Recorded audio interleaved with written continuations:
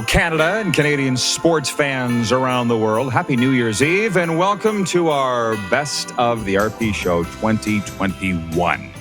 I continue to broadcast from South Florida. I'm sorry I didn't dress up a little better for this New Year's Eve episode as we can bring in the Moose, who is always dressed to the nines. What do you got on for us tonight, Moose? Yeah, what do you got on there? What do you got? It's just a sweater. I haven't got the tux out yet. That'll be later on tonight for the countdown. Did we not dress up for this show last year? I can't remember. What a year. I don't remember either. I'll be dressed up tonight because, once we get off the air today, I'll be heading to Saskatoon and I'll be at the Rush game tonight. And then it's going to be fun. They're going to have a band and I think we're going to do a countdown in the SaskTel Center. So that'll be kind of fun tonight. I swear to God, 1 year ago, when we were doing the Best of the Year episode for 2020, who would have thought that we'd be sitting here a year later? And from a sports standpoint, I guess we have sports to talk about. Now, listen, you can hear that, right? I continue to broadcast live from South Florida. Look over my shoulder, and there he goes. Long days maintenance. off, eh? Didn't know he was coming tonight, so I apologize for that. He'll be out of here in a few moments' time. But as you are realizing, the grass grows 12 months out of the year here in Florida. And listen, I'm thoroughly enjoying it. And I'm actually somewhat envious that you've got the Rush game for New Year's Eve. I, on the other hand, have the Orange Bowl, Georgia-Michigan National College Football semifinal. So there's a lot of cool things going on down here. And as we've learned, it's been a beautiful meshing of Canada and the United States since Game Plus airs in both countries. Call your cable provider for details if you don't have it and you're watching live streaming right now. But listen, I guess where I started this was talking about the year that was in 2021. And let's be honest with you. Thank God. We got a lot to unpack here. We can talk NHL. We're going to be talking Super Bowl coming up. We got a Grey Cup in, which we didn't in 2020. So we do have a lot to be grateful for. But it just seems like just when we thought we were getting back to normal in sports, just in December, wango. Yeah. We're not. I know.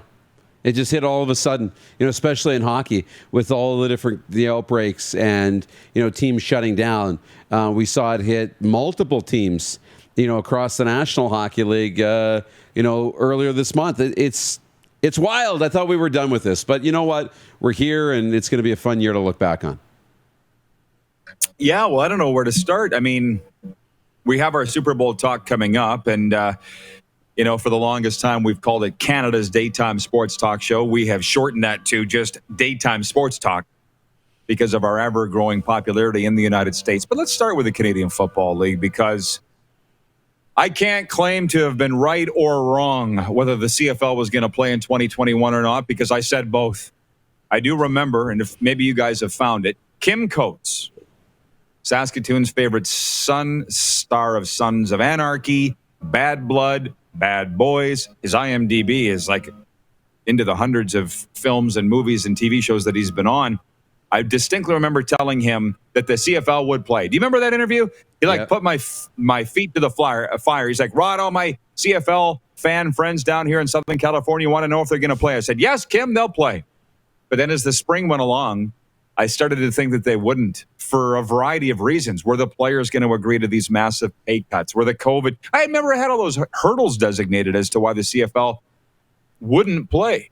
COVID protocols, government intervention, will the players agree to play? There were a lot of hurdles, and I was really starting to sway. And I had CFL players writing me saying, Rod, are we going to play or not? And to some of them I said no, and I feel terrible about that. But I didn't realize the CFL owners and commissioner were going to pull a rabbit out of their hat. And as we look back, and as we all know, Winnipeg was crowned the 108th Grey Cup champion in overtime. Wasn't a bad year of CFL football when you look back on it.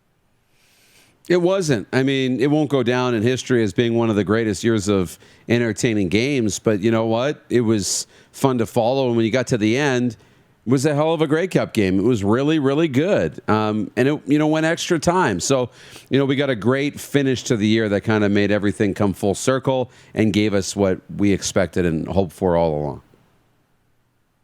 along. We'll talk about that more through the show as we go along. I mean, it was the lowest scoring season since 1974. And I'm not sure if you've got it on the map here.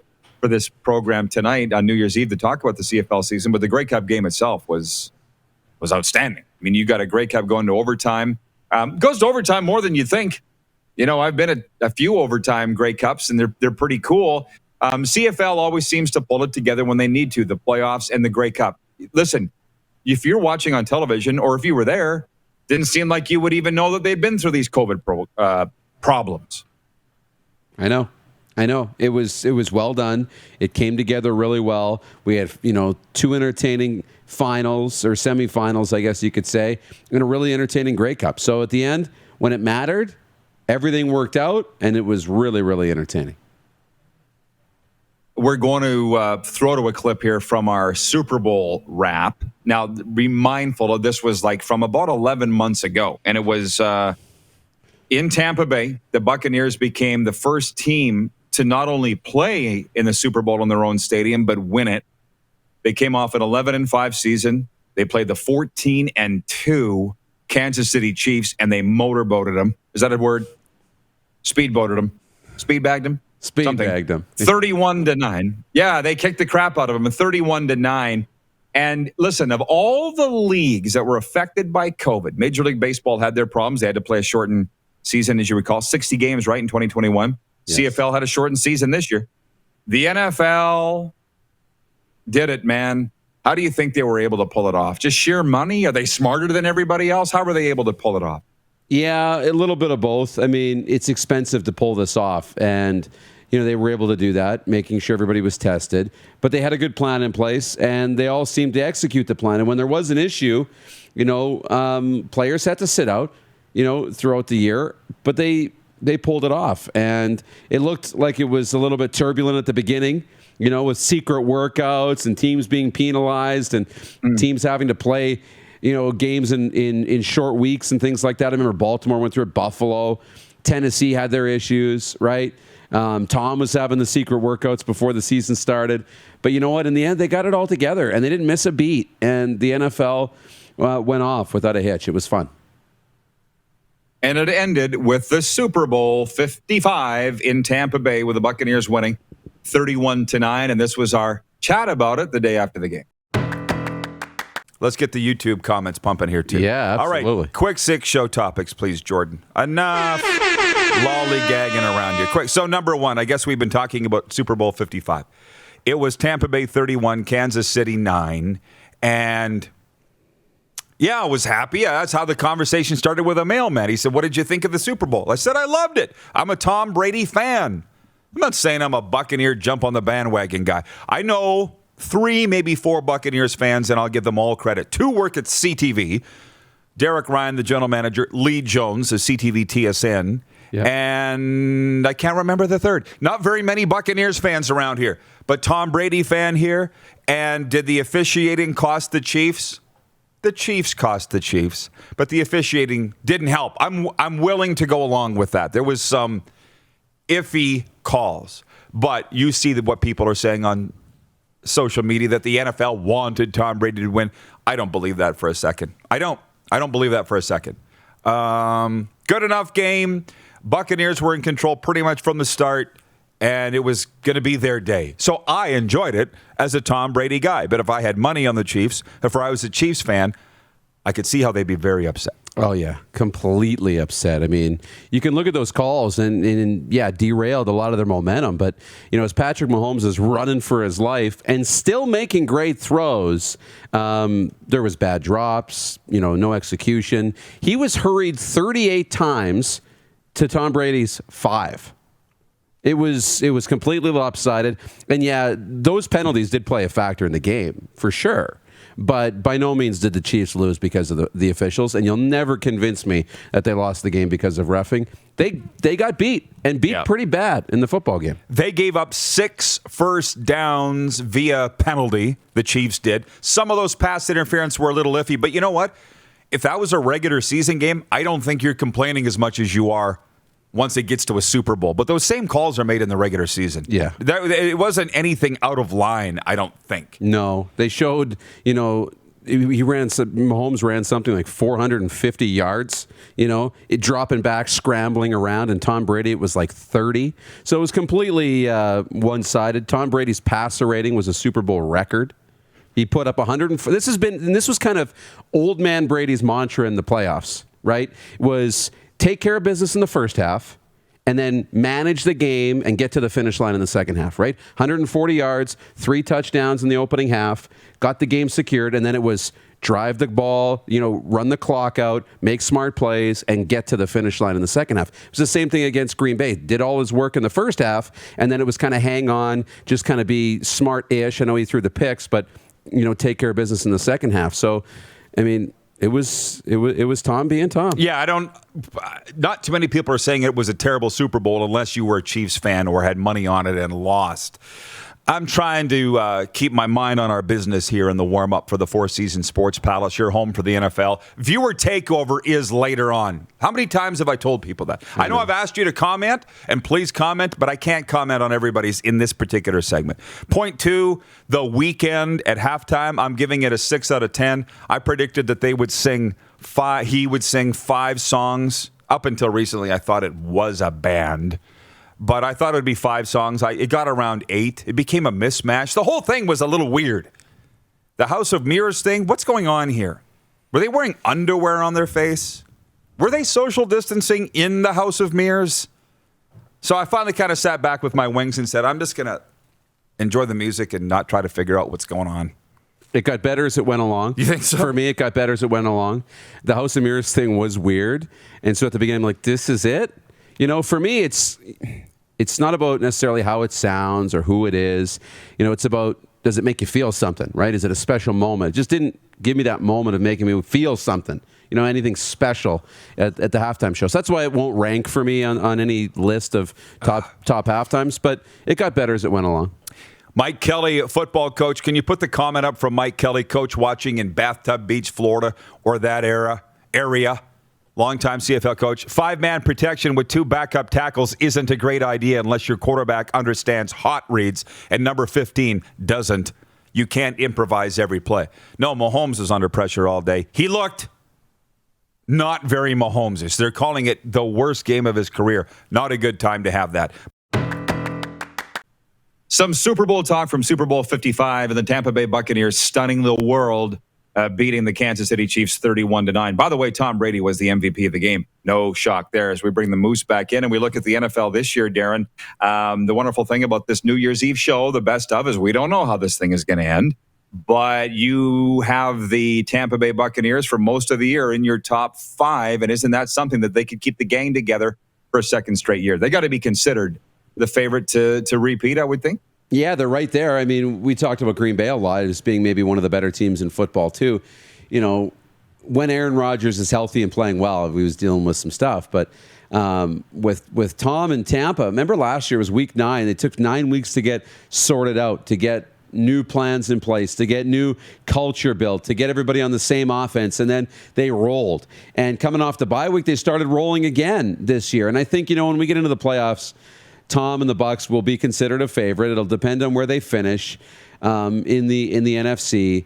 But with Tom, with Gronk if he's healthy, Leonard Fournette if he's healthy, really starting to play at a high level. Leonard Fournette almost at times this year has looked like the Leonard Fournette that got drafted into Jacksonville, being an elite back again. He can catch balls out of the backfield. He can, run really well. So, no, Tampa is definitely considered. And New England seems to be back too. And let's not forget about your Cowboys.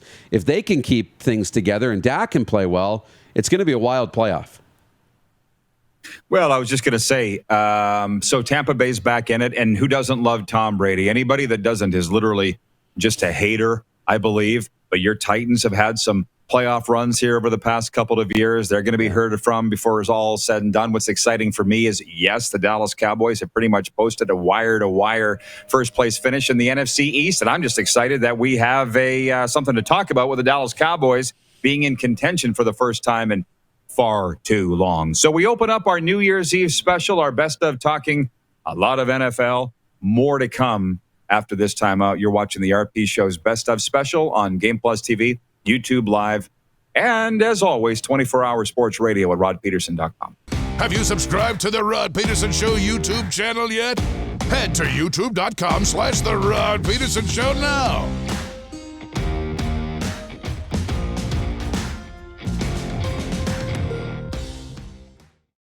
Don't rack your brain trying to source the equipment and materials you need for your business. Rockstar can operate your entire supply chain, from PO creation to expediting your shipments, all from our office. Leverage the buying power of the Rockstar buying group to not only save money and time, but also the headache. From gloves to glue, we can provide it for you. Find out more at rockstar.com. In the heat of the summer, familiar sounds, feel in the air, it's the best thing anywhere. Just give me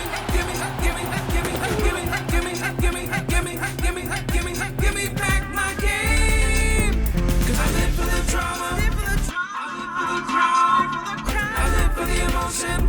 No one can take me down, bring me back my football. BetRegal.net, exclusive sports gaming partner of the CFL.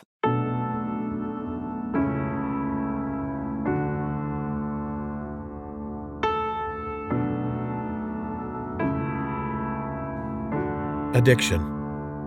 It destroys relationships, families, and lives.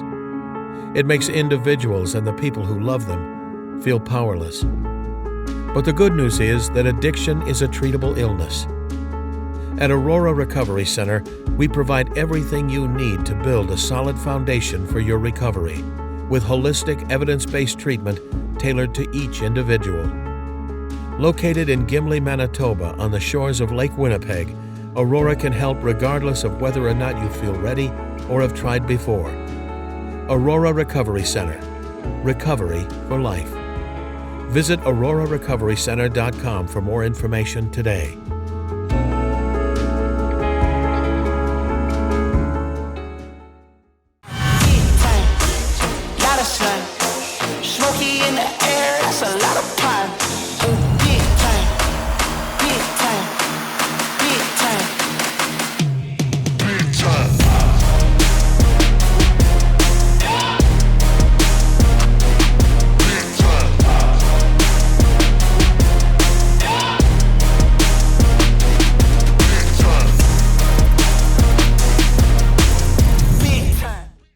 A Landmark Cinemas $30 gift card with $40 in great movie savings is the perfect gift to give. Or give to yourself. Get yours today in theater or online at landmarkcinemas.com and make it a merry movie season. Landmark Cinemas, for movie lovers.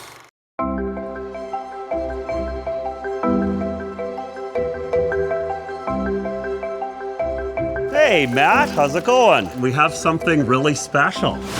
Holy, it's pretty impressive. Business owners and marketers.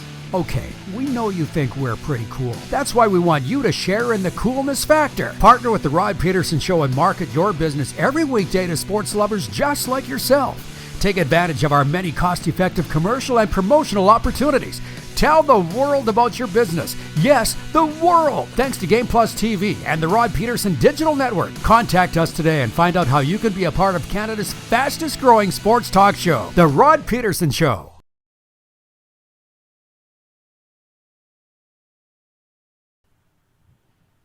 Happy New Year's Eve, everybody, if that's a thing, and I think it is. Happy New Year's, I guess. It is our best of the year episode, and we've got the Moose with us. I continue to broadcast from South Florida. He is in the NHL's Bermuda Triangle in the bunker.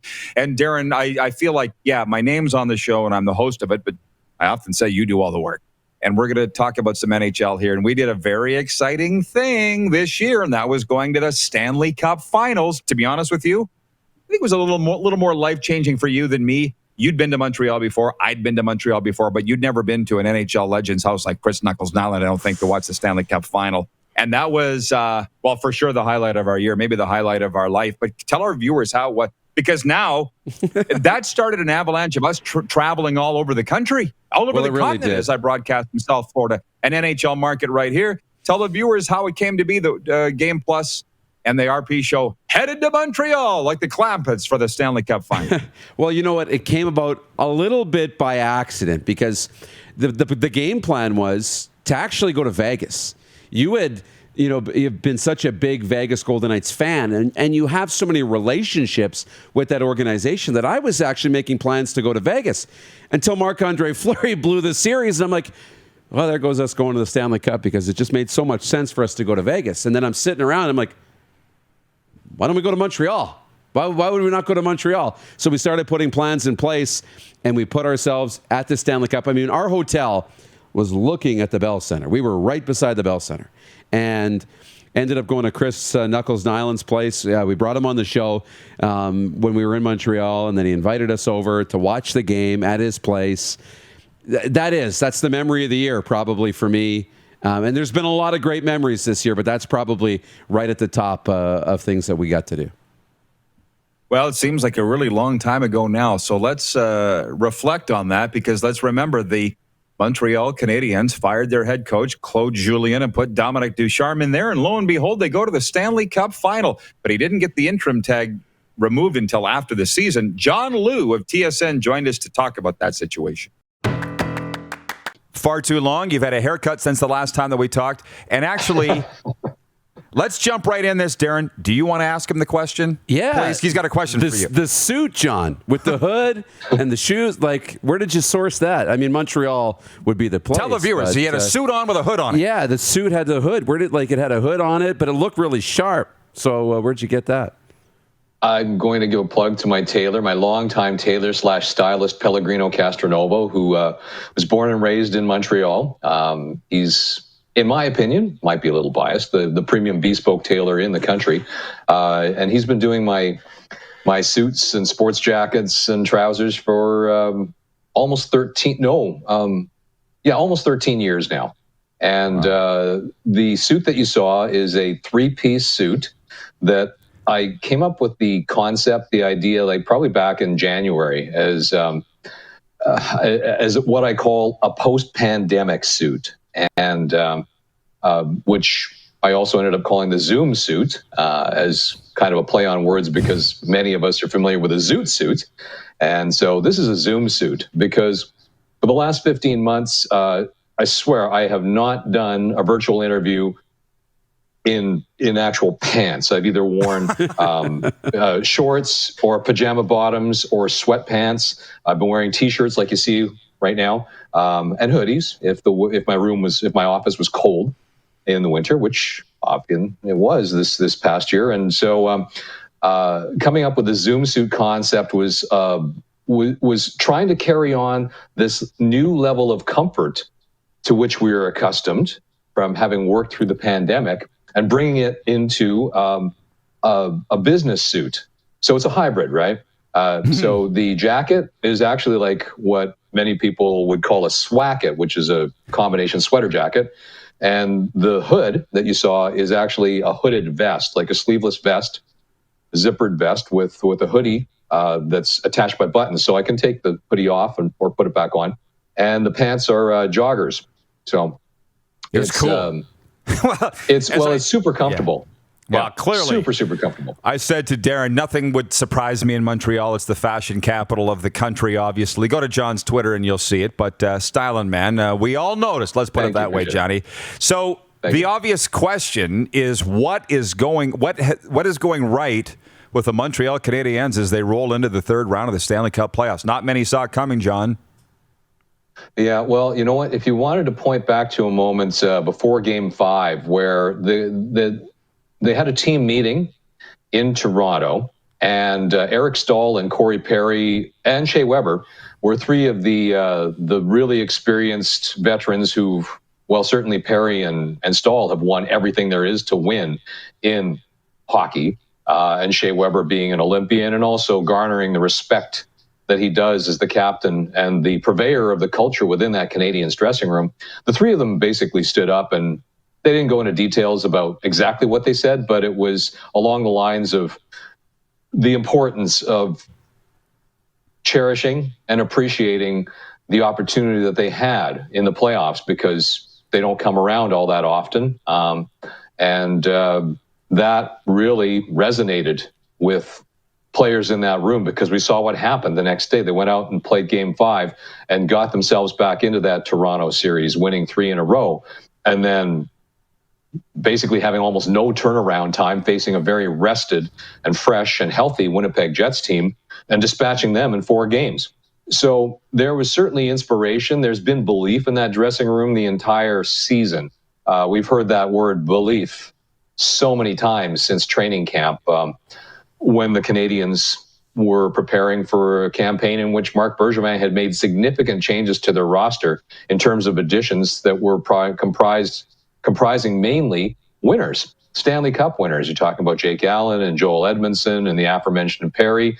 He added Eric Stahl just before the trade deadline. Guys that know what it takes and that have been there.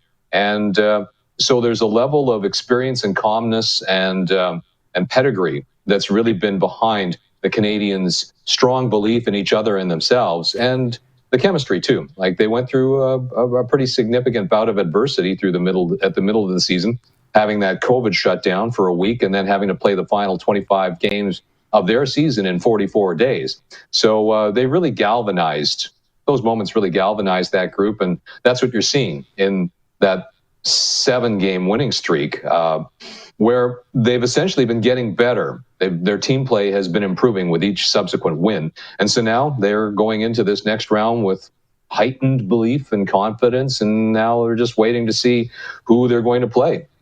Well, they did make a coaching change in the middle of that. And one guy that I forgot to mention that too. Yeah. No, but that's the big one. And I want to ask you about Dominic Ducharme, because I don't know much about the guy. Eastern guy. I know he's got the Hockey Canada pedigree. I know everything about that and what he's done. Great things in junior. But I'm a Patrick Waugh guy, so I was kind of hoping it would all blow up and then bring in Patty and take over the whole thing. That's not happening now. Like, it just seems like they must love Dominic Ducharme because they're playing for him. They're playing for each other. He's got to have a big factor in this. Well, the players, right from the beginning, they respected Dominic Ducharme because he's been on the Canadiens bench since last season. He was an assistant coach, and of course he was promoted when the team dismissed Claude Julien. But the thing is that at the point of the season, late February, where Ducharme did come in, this season was so unusual, so unique, that any team will tell you that coaching staffs have had a really difficult time because they've had almost no opportunities to dedicate serious, full practice time to their teams. There's been a lot of team meetings, a lot of video breakdown, but good old-fashioned hard work type practices, work sessions have been scarce. And so for Ducharme, who really had a pretty clear idea of the type of style he wanted this team to play, having to implement his system in bits and pieces, there was only so much he could throw at the players in a short time frame, and he did throw a lot at them. There was an adjustment period that was really going on all season that was complicated by the aforementioned bouts of adversity and obstacles that they encountered between the time that Ducharme took over and the conclusion of the regular season. And you look at the record, the Canadiens stumbled into the playoffs. And a lot of fans and some media were criticizing him heavily for his personnel choices, that it took him as long as he did to some of it was cap issues with Cole Caulfield that delayed his ability to play his first NHL game. But then you get into the playoffs, and Caulfield didn't start the playoffs against Toronto, and a lot of people were criticizing Ducharme about that. They criticized him for not starting Jesperi Kotkaniemi in the Toronto series until the second game when Jake Evans got injured. They criticized him for not starting Alexander Romanov at the start of the playoffs. They criticized him for sticking with Eric Stahl because his performance after he was acquired prior to the trade deadline was not up to snuff for what people believed he was capable of achieving.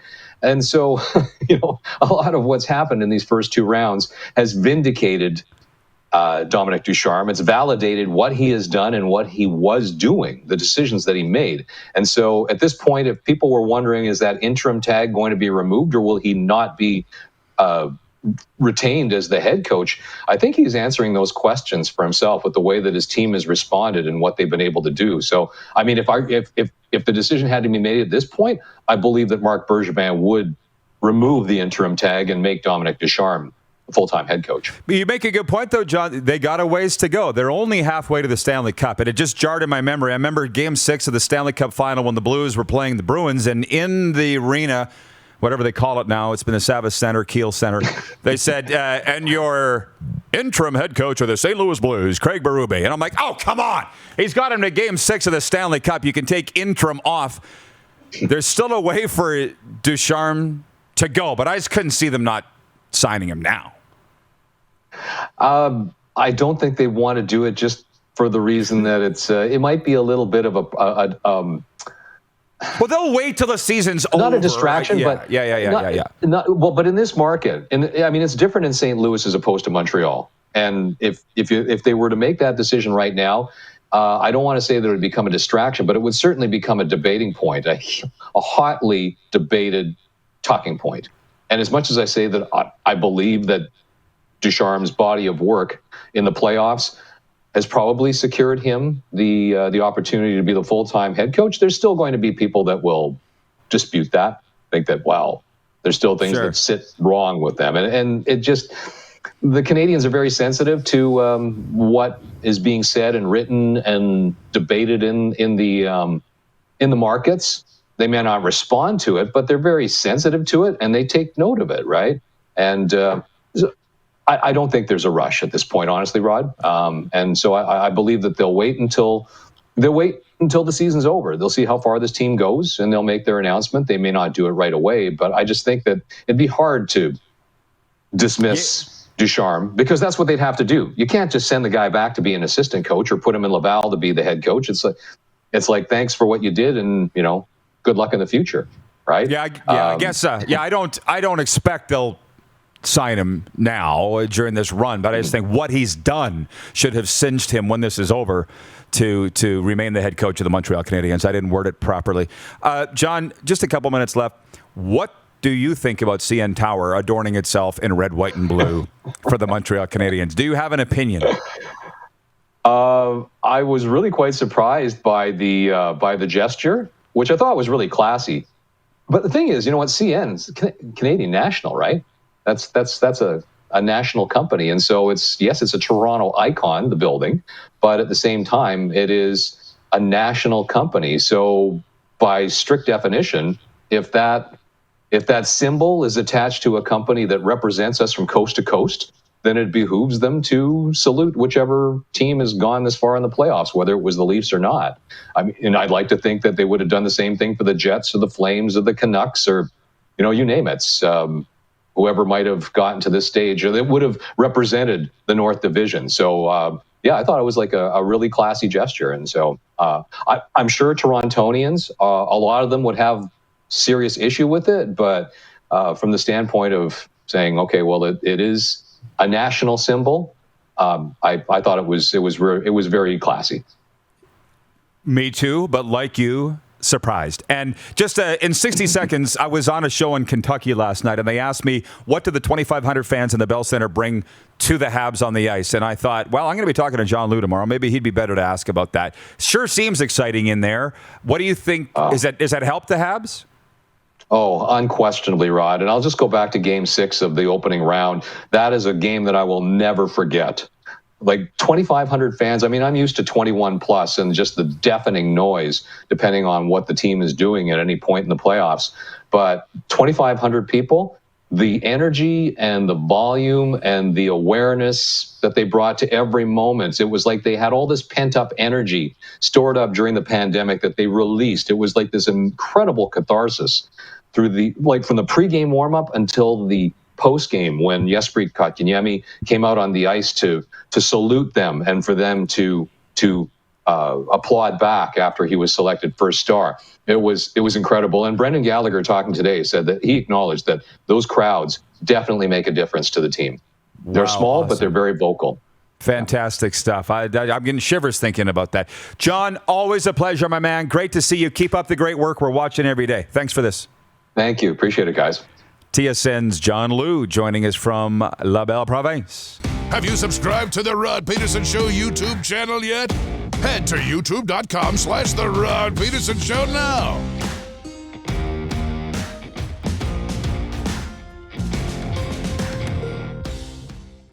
Universal Collision Center is Saskatchewan's premier auto body shop. Our extensive process ensures that every vehicle that comes through our state-of-the-art facilities is returned pre-accident condition, and that every UCC customer experience is an easy one. We're certified to repair all makes, all models, and all luxury brands, and Universal Auto Spa offers full-service detailing packages to suit you and your vehicle. Plus, we're the official body shop of your Saskatchewan Rough Riders. Universal Collision Center, 3910 Rochdale Boulevard and 2355 First Avenue in Regina.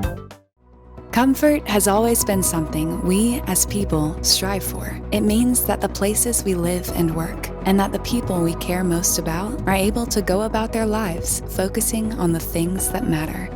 Our focus at FlameTech has remained the same for more than 20 years. Now more than ever, we need each other to support our local businesses. As an industry leader in combustion services, we are proud to attend to the needs of our communities and support the local economy.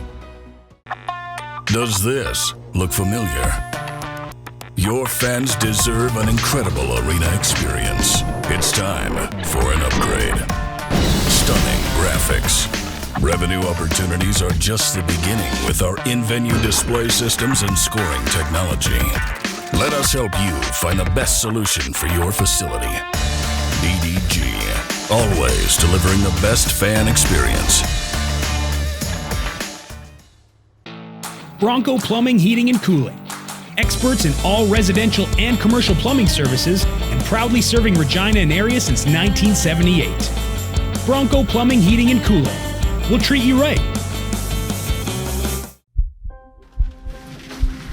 People donate blood for moments like this. But there are lots of reasons why Canada's Lifeline needs donors every day.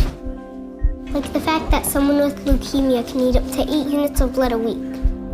Or that donated blood lasts no longer than 42 days. Or to help new moms and babies, like Henry. There's lots of reasons to donate blood. That's why we need donors every day. The need for blood is constant. Join Toyota and our Toyota dealers in supporting Canada's Lifeline. Don't rack your brain trying to source the equipment and materials you need for your business. Rockstar can operate your entire supply chain, from PO creation to expediting your shipments, all from our office. Leverage the buying power of the Rockstar buying group to not only save money and time, but also the headache. From gloves to glue, we can provide it for you. Find out more at rockstar.com. This holiday season, wish your way at Capital GMC. Unwrap a completely customized vehicle ordering experience. Reserve a pre-ordered unit that's already on its way. Or get into a GM certified pre-owned vehicle that's on the lot and ready to roll. And don't forget, we pay big for your used vehicle, even if you don't buy from us. Plus, our service department is your winter headquarters. Get special pricing on name brand tires, storage, maintenance, and more. And we always offer free vehicle pickup and delivery. This holiday season, wish your way at Capital GMC. Hey, Rod Squad, now you can join the team with your very own RP Show gear. Head to rodpetersonshop.com and get yours today while supplies last. It's just like we wear on the show, official RP Show gear at rodpetersonshop.com.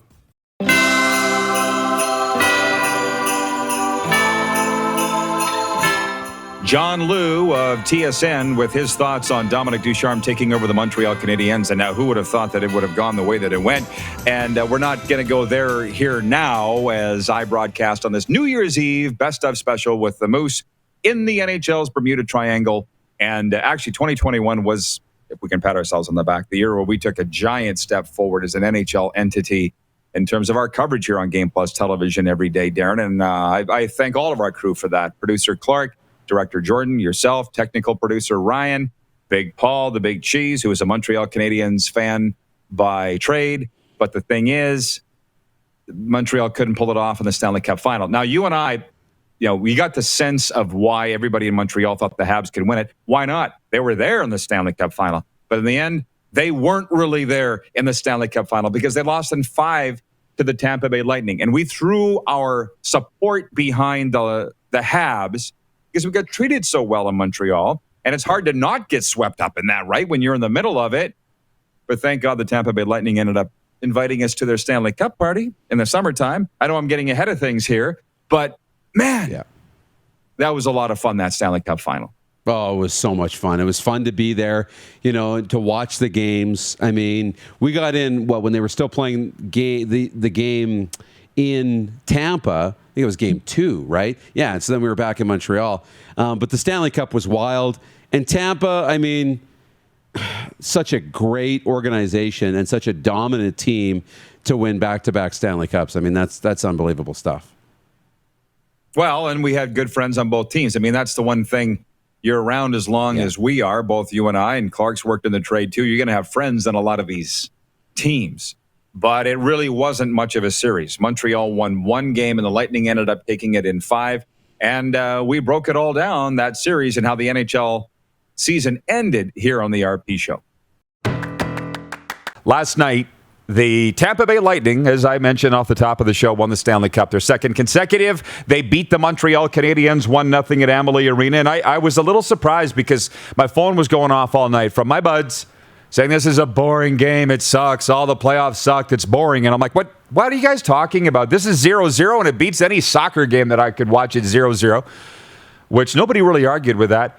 I was not finding it boring at all. Like, 5-1 Tampa's boring, not 0-0, 1-0. Any shot could tie it. You know, to me, hockey is like pizza. It's all good. Some's just better than the others. How about you know that? what I mean? Yeah, there you go. Write it down. Hockey's like pizza. It's all good. Some's just better than the others. So kudos to the Tampa Bay Lightning. They're worthy champions, obviously. And I've been talking to a lot of Hab fans today that are very upset and the fans saying Montreal could have won the game, this series, and they could have. The backbreaker was game 2, the goal allowed in the final minute of the second period by Montreal. It's like Marc-Andre Fleury's gaffe blew the series for Vegas. Truth hurts. The late goal in period 2 of game 2 killed Montreal. It is what it is. And before we get to Kucharov, let's bring in the Moose now. And I enjoyed your tweets last night, Moose, as the game went along, because you were saying, basically, what'd you say? They don't need shots. It's okay. Just keep going. And then you're like, well, they're going to need shots. They're going to need at least a goal, right? They're going to need at least a goal. I mean, Tampa Bay had control of that game last night. 0-0, 1-0 or not, they were in charge. Yeah, they were. I mean, Montreal had a few chances, and when they did, Vasilevsky was there. But, you know, this was Tampa. Tampa won, you know, was the better team. The better team won. They were deeper throughout the lineup. I mean, what a run for the Habs, and it was so much fun to watch. I talked about, you know, I said it was tremendous hockey, and there was a lot of people saying it's boring, there's no scoring, and that's not really what I mean. I mean, you know, this whole playoffs, you never knew what was going to happen. No lead was safe. You know, you looked at the final minute of games, whether it was Marc-Andre Fleury, what was the Canadiens coming back, scoring late, you know, winning games in overtime. There was so much uncertainty, and that's what makes hockey fun.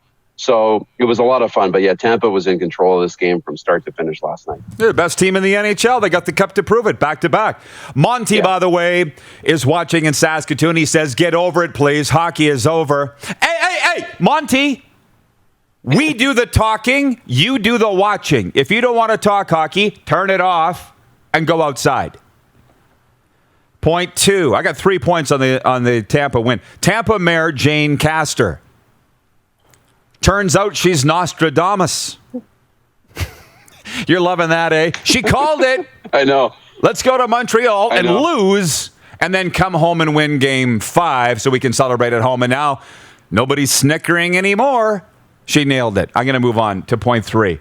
Yeah. So Nikita Kucharov. Everybody's talking about Kucharov last night. After the game, did you see it, folks? The Russian for Tampa Bay. Tarp off, beer at the podium, and he starts ripping Montreal fans for thinking that they won the Stanley Cup just because they won Game 4. And what did he say? Did you see the clip, Darren? You obviously saw the clip. He was like, "Are you kidding me? Are you kidding me?" I would just like to let fans. I would just like to let the record show who was the first to say Montreal Canadiens fans are annoying. This guy.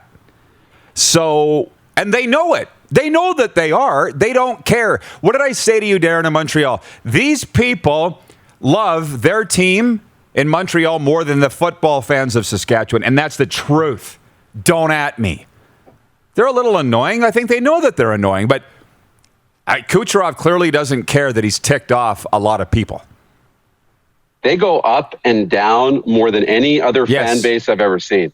right? After a loss, even in the Stanley Cup, Habs fans were saying, we can't bring Ducharme back. He was the bad luck charm. Keep Richardson as the coach. All these changes that need to be made. And then when they win, he's the best coach, and Bergevin should have been GM of the year. But they love their team. There's no doubt about it that they love their team as much or more than any other fan base. But yeah, wild. And for Kucharov to come out and say that, he's like, did you see the fans in Montreal? They thought they won the Stanley Cup when they won last game. So it was pretty wild. And for him to say that after win, but yeah, you know, sleeveless or shirtless with the beer. He looked like Jeff Shatler at the podium after the Rush won the NLL championship. It was great. I think by and large, people are more so laughing at what Kucharov said about Montreal fans. Nobody's overly mad. I don't even think Montreal fans are necessarily mad. I think we all find it refreshing. Wonder Baracco here, Rocco, our technical producer, said it's nice and refreshing to not have suited and booted post-game interviews, right? So he was honest. I agree. Yeah, so Montreal fans make no apologies, but let's just remember there's a distinct separation between the fan base and the team, okay? Well, I said Canadiens fans can be annoying. I'm not saying the Montreal Canadiens are annoying. It's just they immediately think that they're going to win the Stanley Cup, and they almost did. They made it to the final. So kudos to them. Have you subscribed to the Rod Pedersen Show YouTube channel yet? Head to youtube.com/The Rod Pedersen Show now.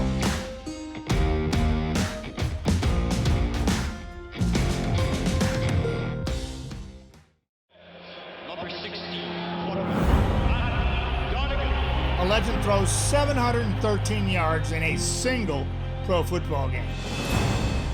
A legend wins 3 Grey Cup MVP awards. Allen looking deep.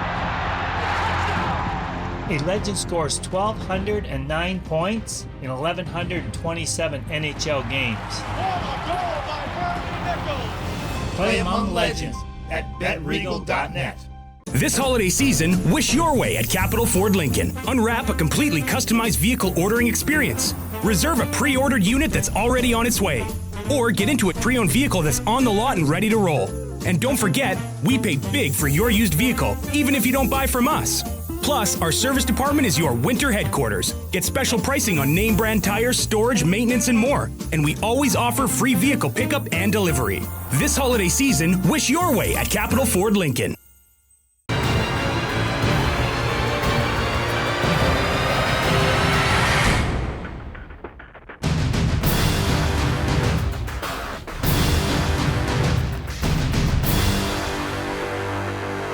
Universal Collision Center is Saskatchewan's premier auto body shop. Our extensive process ensures that every vehicle that comes through our state-of-the-art facilities is returned pre-accident condition, and that every UCC customer experience is an easy one. We're certified to repair all makes, all models, and all luxury brands, and Universal Auto Spa offers full-service detailing packages to suit you and your vehicle. Plus, we're the official body shop of your Saskatchewan Rough Riders. Universal Collision Center, 3910 Rochdale Boulevard and 2355 First Avenue in Regina.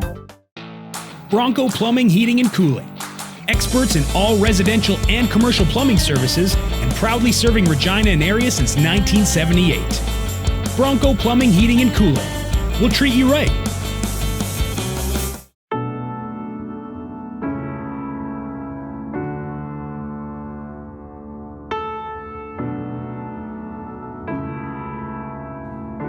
Addiction.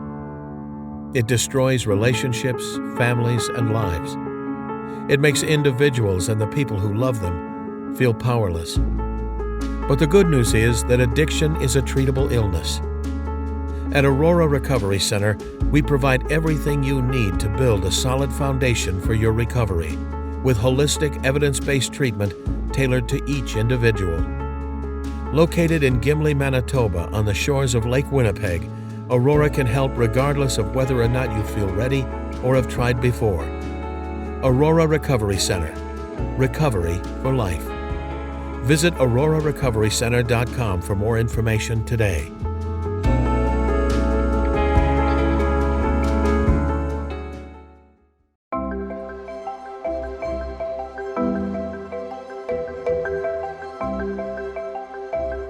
Hey, Dawn.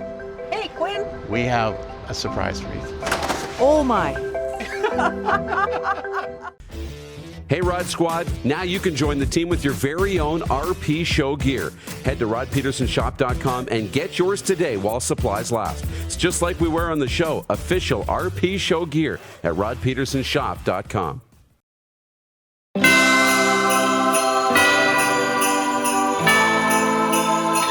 As we say out here in the West, the horse is out of the barn, okay?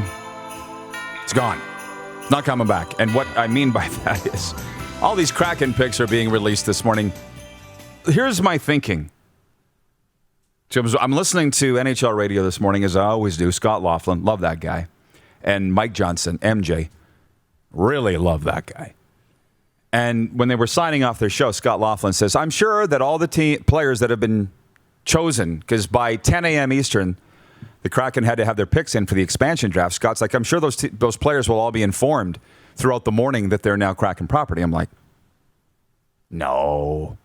This would just stay in-house, wouldn't it? In the NHL office, wouldn't it? Like, because we've got a primetime television special tonight on Sportsnet that we're doing. We've got... The Rod Pedersen Show has a watch party at the Four Seasons Sports Palace. We can't tell these players because people can't keep their mouths shut, even about the truth. So there's no way. Let's just wait until after the TV special to tell the players. Do you think they told the players and that's how this got out? That's one way. Absolutely. Those players would tell their teammates, and their teammates, you don't stay quiet about it. There's no penalty if you tell somebody. So that's how it's all relationship business, and it leaks out, and away you go. If I'm doing it, I would have done it a lot like you do in the NFL draft. What does Jerry Jones do in the NFL draft? 60 seconds before he makes a selection, he calls that prospect and says, welcome to the Dallas Cowboys. Your name's about to get called. And the kid starts crying, and away you go. That's what I would be doing tonight, right? At 8 Eastern, at 7:55 Eastern, I'd be making that call, being like, welcome to the Seattle Kraken. And I'd start picking up the phone and making those calls. That's when I would tell the players. I don't want them to hear it on national TV, but I'm not telling them at 7 in the morning or 10 in the morning. Well, maybe they were. I don't know. But again, the cat's out of the bag. Carey Price not selected. And listen, Clark, would you mind putting this up on the monitor? Because it's all raining down now who these picks are. Mark Giordano, the captain of the Calgary Flames, gone, as called by Rich Sutter here yesterday. And I'll say this, too. Frank Saravelli, the baby-faced assassin, he's been crushing this. I think, is it Frank that's got the 3 goalies that they've picked? They never took Braden Holtby. That's right. Again, they didn't call and ask me. Oh, here it is. They like, Frank Saravelli, is he in the room with them? I'm going to go through here from Frank Saravelli right now on Twitter, the baby-faced assassin. And hey, a big hey to all our viewers in Philadelphia right now, watching on TDS cable. They've selected the Kraken from the LA Kings defenseman Curtis McDermott.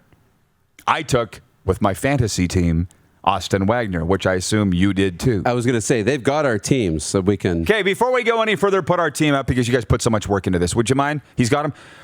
Can you read that out? Is that mine? Is this Rod's? He's got $12 million of cap space left.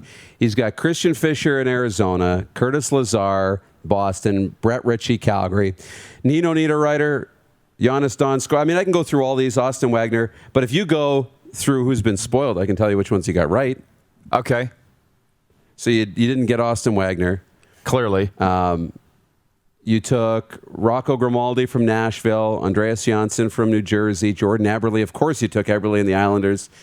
Julian Gauthier in New York, Sam Lafferty in Pittsburgh, Dylan Gambrell in San Jose, Kyle Clifford, St. Louis, Tyler Johnson in Tampa, Carl Hagelin in Washington, Mason Appleton in Winnipeg, Hayden Fleury in Anaheim, which I also believe I took, Colin Miller in Buffalo, Calvin DeHaan, my eyes are not that good, Dean Kukin, Andre Sekera, Troy Stetcher, Chris Russell, Anton Stroman, Brett Kulak, Joshua Brown, Justin Braun in Philly, Travis Dermott of Toronto, Capo Kakinen, and Braden Holtby.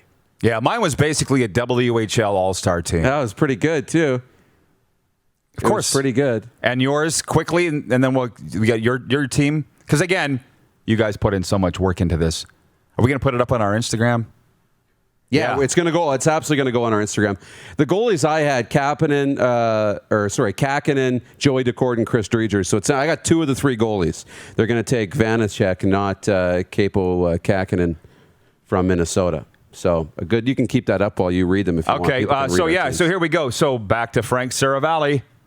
Mild surprise from Columbus. The pick is not Max Domi. They have selected Gavin Bayreuther, the Kraken have from the Columbus Blue Jackets. Okay. Carson Soucy from the Minnesota Wild. They've taken Jonas Donskoy from Colorado. I had him. We all did, yeah. It's pretty automatic. There's the 3 goalies, as you said. Dreger from Florida, Vitek Vanacek from Washington, and Joey Dackard from Ottawa. Joey Dackard, he's only played 1 game, right? Young goalie. They're pretty high. I think he's pretty good. Cheap. That's too. what it is. He'll be in likely the American League starter. Mm-hmm. Yeah. Well, okay. Do we agree with these picks? We don't have them all, by the way. But so Janelle, she's watching in Saskatoon. She says, so you're saying I can have a free night and don't even have to watch? Kind of ridiculous. That's my point. I'm just wondering if the NHL could in any way be happy with this all being spilled today. I know I wouldn't be. Sportsnet can't be very happy with it.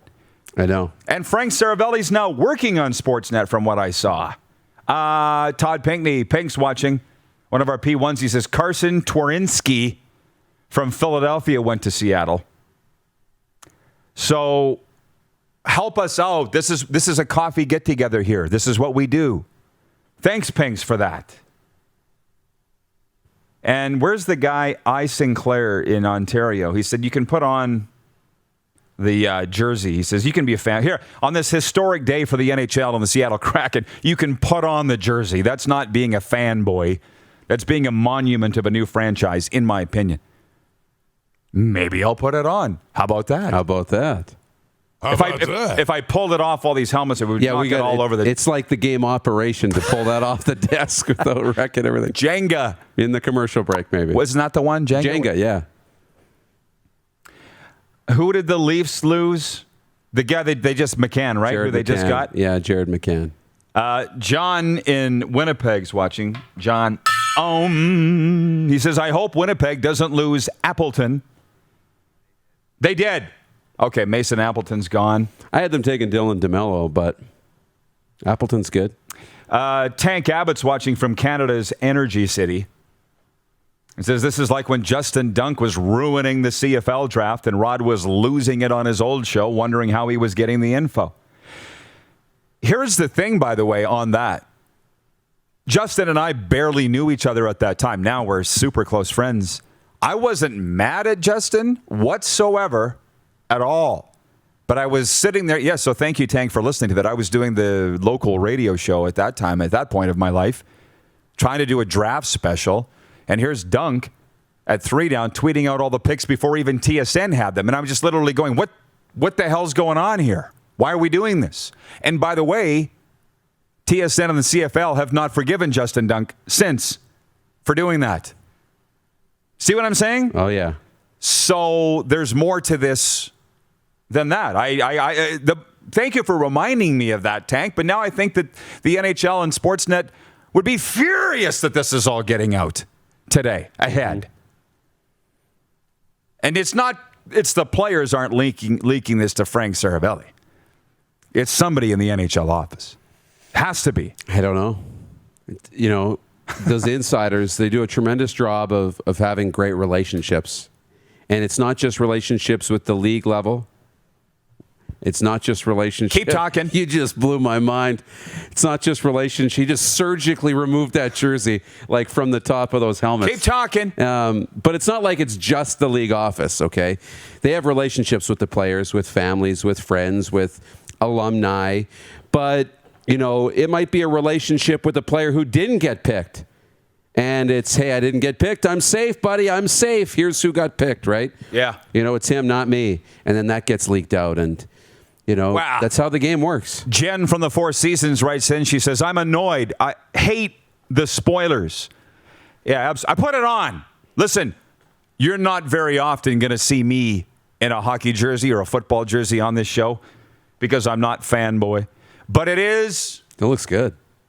If I may say so. It looks tight. It looks fresh. Yeah. Gratuitous shot. Seattle Kraken. Now, if anybody writes in here with fake news, with an incorrect pick, you will be banned and you will be beaten at midfield of BC Place. How about that? By me. Because I'm looking at some of these picks that are coming in and, well, for example, Habs for Life says the Habs lose Fleury. Is he talking about Cale Fleury? Yeah. They took Cale Fleury? And how about that? The pride of Carlisle, Saskatchewan. Well, All of a sudden, I'm a Kraken fan. I know, and you did too. I think Hayden going out of Anaheim. I took Hayden, yes, his brother, yeah. Yeah, I took Wouldn't Hayden that be too. something? That'd be cool. I also took Jake Bean, was my pick from Carolina. Beaner. Shaunavon's Cole Lind. I saw that. I had Cole Lind. Wait. The Kraken can't have more Saskatchewan players than the Vegas Golden Knights. Stop it. Uh-oh. I picked Cole Lind out of Vancouver. He's a really, good young player. They took him, right? Yeah, they did take him. Okay. So Habs for Life 41. He mind screwed me. He had the right pick talking about Cale Fleury. Yeah. And then he says that they should take Anaheim's Fleury. So he, regarding beating him at midfield at BC Place, he says, will the roof be open or closed? Pa-dum-bum. Who's Jake Bean with? Carolina? Yeah. Yeah. Everybody from Wayne in Victoria, BC, that's a sharp jersey for sure. Even Jeff, the Stamps fan, says, that looks good, Rod. I, Sinclair Russell, that looks awesome. Jennifer from the Four Seasons, looks good on you. Ha-ha. Time for Vegas to step up, I think. Uh-oh. I know, right? I'm liking the colors. Anyways, we're getting through this. So why are we even waiting until 8 p.m. Eastern for this Sportsnet special tonight? And all that anybody cares to know is that Carey Price is not a Seattle Kraken. Wow. Thank you, Clark. Pierre LeBrun saying that it is indeed Hayden Fleury from the Anaheim Ducks, the pride of Carlisle, Saskatchewan, and his brother Cale from the Montreal Canadiens going there too. So there's officially 3 Saskatchewan kids on the Seattle Kraken, and they're not even done yet. Wow. From Sean McCormick, he's watching in the Game Plus studios, downtown Toronto. He says, I'm hoping that there are some good live trades tonight to make the experience more exciting during the draft show. The highlight of the night is going to be the boneless Greek ribs at the Four Seasons Sports Palace for our watch party tonight. Ooh, and the pizza. Mike Blackbird in Toronto says, Canada's team, the Seattle Kraken. He's trying. We're starting it now. Canada's team, the Seattle Kraken, we're starting it today. There's no schedule yet, right? So we've seen the preseason. When they meet, that's what will be on the line. Okay? The winner of the first meeting between Seattle and Vegas will be Canada's team. The title's on the line. Literally, we'll create a little trophy. They already don't like each other, by the way. Oh, yeah. Have you subscribed to the Rod Pedersen Show YouTube channel yet? Head to youtube.com/The Rod Pedersen Show now.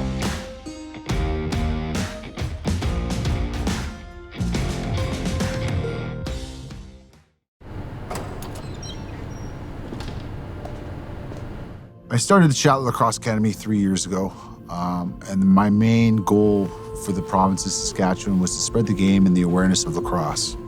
Jeff Shatler here, number 77 with the Saskatchewan Rush. I currently play forward, 16 years pro. I live, work, and play in the province of Saskatchewan. Direct West's mission is to grow Saskatchewan economy by helping small local businesses win with digital advertising services, but they are also a major supporter of local sport, art, and charitable organizations. Year after year, Direct West continues to put their money where their mouth is and ensuring the minor sports and art and music festivals can continue to thrive in our province. They continue to do all they can to promote our communities and assist nonprofit charitable organizations in the effort to improve the quality of life in the province of Saskatchewan. I am proud to work with Direct West and call the province of Saskatchewan my home. Nestled in the scenic Qu'Appelle Valley, just 20 minutes northwest of Regina, is one of the finest golf courses in all of Saskatchewan, the Deer Valley Golf Club. The clubhouse has a full-service restaurant, and customers can enjoy a casual dining experience with spectacular views of the golf course and valley. A fully stocked golf shop, staffed by PGA of Canada professionals, is equipped to meet all of your golf apparel and equipment needs. Book your tee time, family event, or corporate tournament today at the Deer Valley Golf Club. Call 306-731-1445 or log on to deervalleygolf.ca. Does this look familiar? Your fans deserve an incredible arena experience. It's time for an upgrade. Stunning graphics. Revenue opportunities are just the beginning with our in-venue display systems and scoring technology. Let us help you find the best solution for your facility. DDG, always delivering the best fan experience.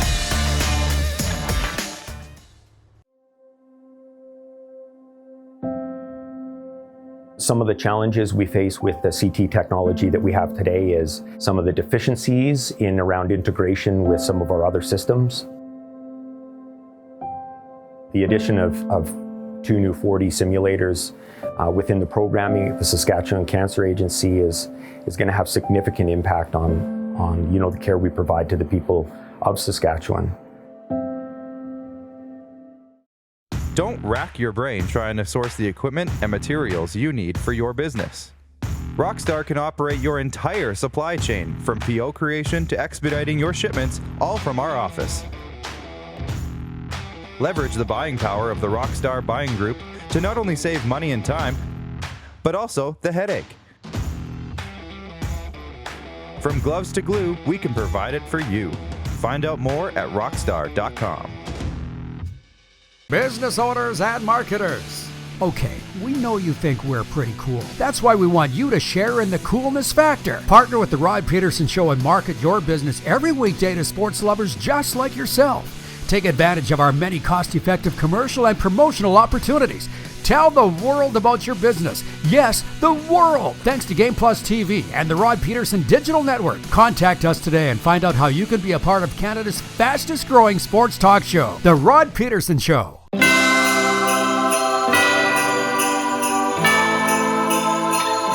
Welcome back, everybody. It is our New Year's Eve special, Best of the Year. Rod Pedersen Show here on Game Plus Television, also live streaming on YouTube, and it's a distinct honor to not have to replay an old interview here. We're bringing him in live tonight, New Year's Eve. Jim Lang looks like Canada's foremost NFL expert, has as exciting a New Year's Eve planned as I do. In your living room, Jim, taking it easy. Is that a usual thing in the Lang house? Well, I have to say that New Year's Eve, someone once told me years ago, it's party night for amateurs. So instead of spending way too much money, overpaying to go somewhere, I like to have just a ring of the new year, have a couple of cocktails, try to make it to midnight, and then tap out and go to bed and see you in the morning. It tends to happen with the gray around our temples, absolutely. But Jim, Yes. Like I say, I call you Canada's foremost NFL expert, and I think that's a very heady tag, and I think you should be proud of being that. You've been covering this league really, and as far as I'm concerned, from where we're watching, longer than anybody else. But from in this country, but from a broader scope, all of 2021 sports in Canada, how would you typify it coming out of the grease fire that was 2020 with COVID? It was interesting. There were some things that I didn't expect. I knew Alfonso Davies was a great soccer player. But as I watched some of his greatness in the World Cup qualifiers, as Canada's on the verge of making Canadian men's soccer history, I realized that Alfonso Davies is a generational soccer player. Now, he's not just good by Canadian standards. He's good by any soccer country in the world standards. That's how good he is. And he's still young. And then watching Damien, I remember I was just in elementary school, and Bruce Jenner won the gold medal on the Montreal Olympics. And ever since then, I was always told, if you win the gold medal in the decathlon, you're the greatest athlete in the world. And, I remember all the decathlon battles and all the Olympics over the years. So to see Damian Warner at the Olympics in Tokyo, not just win, but set a record and crush the competition to win the gold in the decathlon, and a Canadian kid to be the greatest athlete in the world. those are two athletes who are outside of the mainstream, outside of the main sports, and Alfonso Davies in soccer and Damian Warner track and field and decathlon, who are at the very best of their game. And that's been a real highlight for me in the last calendar year, to watch them emerge at that sort of level of stardom. Isn't that interesting that you're talking about two non-team athletes? Well, no, I guess soccer's a team sport. Damian Warner's not. Yeah. But the last two Canadian athletes of the year is what you're talking about there. So kudos to you for pointing that out. Yeah, I mean, of course, there's so many great team athletes we have, but sometimes we go on and on about Connor McDavid and Sidney Crosby and all the great athletes in all the sports, and maybe Andrew Wiggins in basketball, but to see Alfonso Davies at international soccer play at that level and score goals like that, I mean, you don't score goals end to end in soccer. It doesn't happen. But Alfonso Davies has done it in World Cup qualifiers, and you don't see Canadians often, unfortunately in the Olympics, especially the Summer Olympics, Canadians do well. There was always that, hey, he did his personal best, she did their personal best. We were happy with the bronze or silver, but here was Damian Warner going to the Olympics in the decathlon. This is not a boycotted Olympics. All the best decathletes on the planet were there, and he beat them all. And you can't overstate how huge that is. And so for you look at trends in the next few years, Rod, soccer definitely, and basketball and track and field are sports to watch out for Canadian athletes, because you can't tell me that. I know in our area in Southern Ontario, basketball is massive and huge, and men and women, youth and rep basketball and high school basketball and college basketball as well as soccer. Soccer is such a big sport, and we're seeing, here's a kid, Alfonso Davies from Edmonton, is one of the top soccer players on the planet. Boy, are you giving us all a lot to think about, but particularly me on this New Year's Eve episode. And here's why. I don't even know if we'll get to the NFL, and that's fine. You look at Commonwealth Stadium in Edmonton drawing 50,000 for two games for CONCACAF qualifying. And who did they play? Mexico and Costa Rica.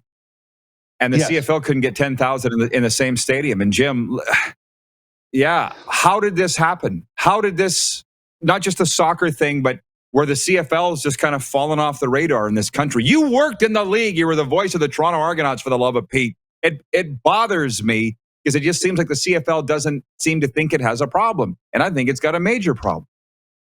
It's got a major problem in a major way, because, Rod, they have to do what the NHL also has to do. The NHL on the North American stage has failed to develop their stars.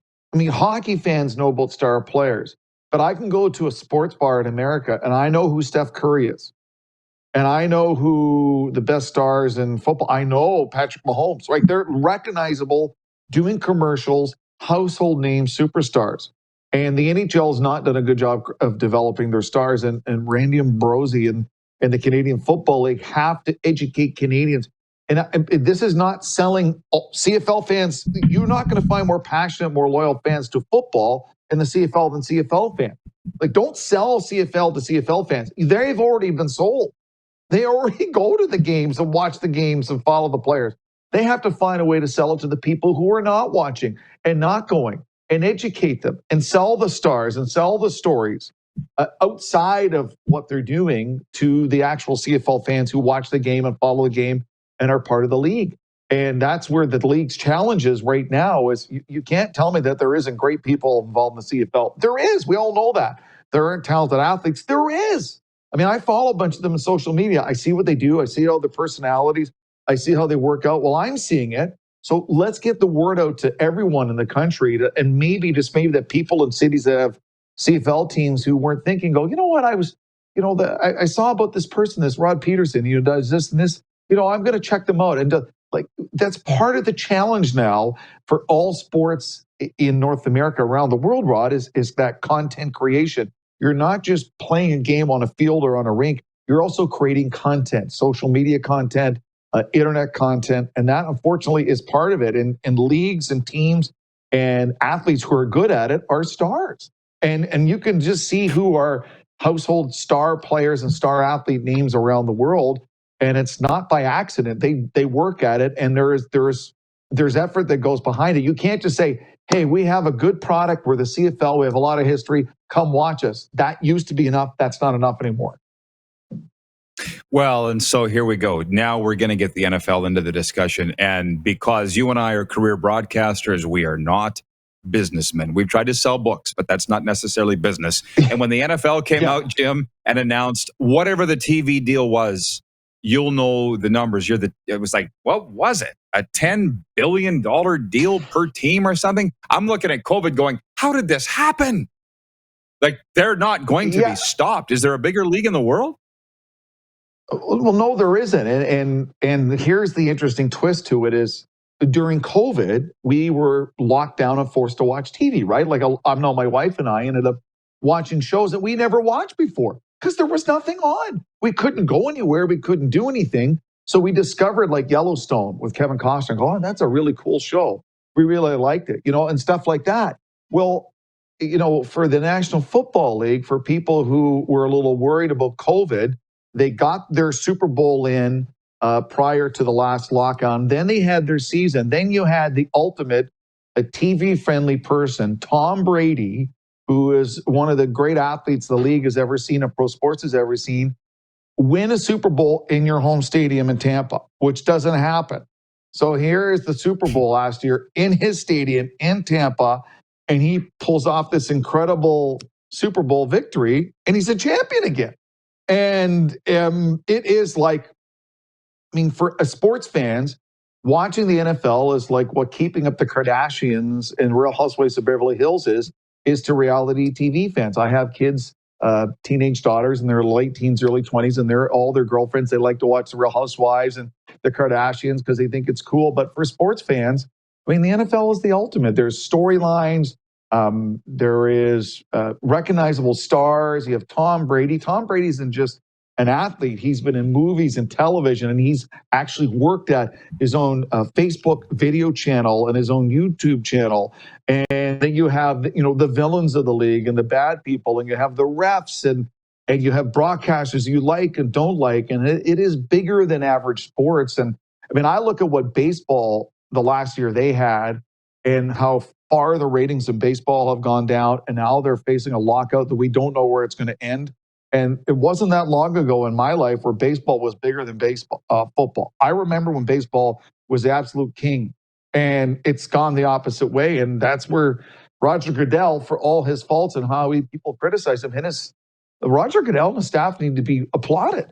They got through the pandemic, and the league is bigger and better than ever with, as you mentioned, this massive TV deal and the amount of money that's being wagered with FanDuel and DraftKings and Bet99 and all the legalized gambling now. It's just getting bigger and bigger.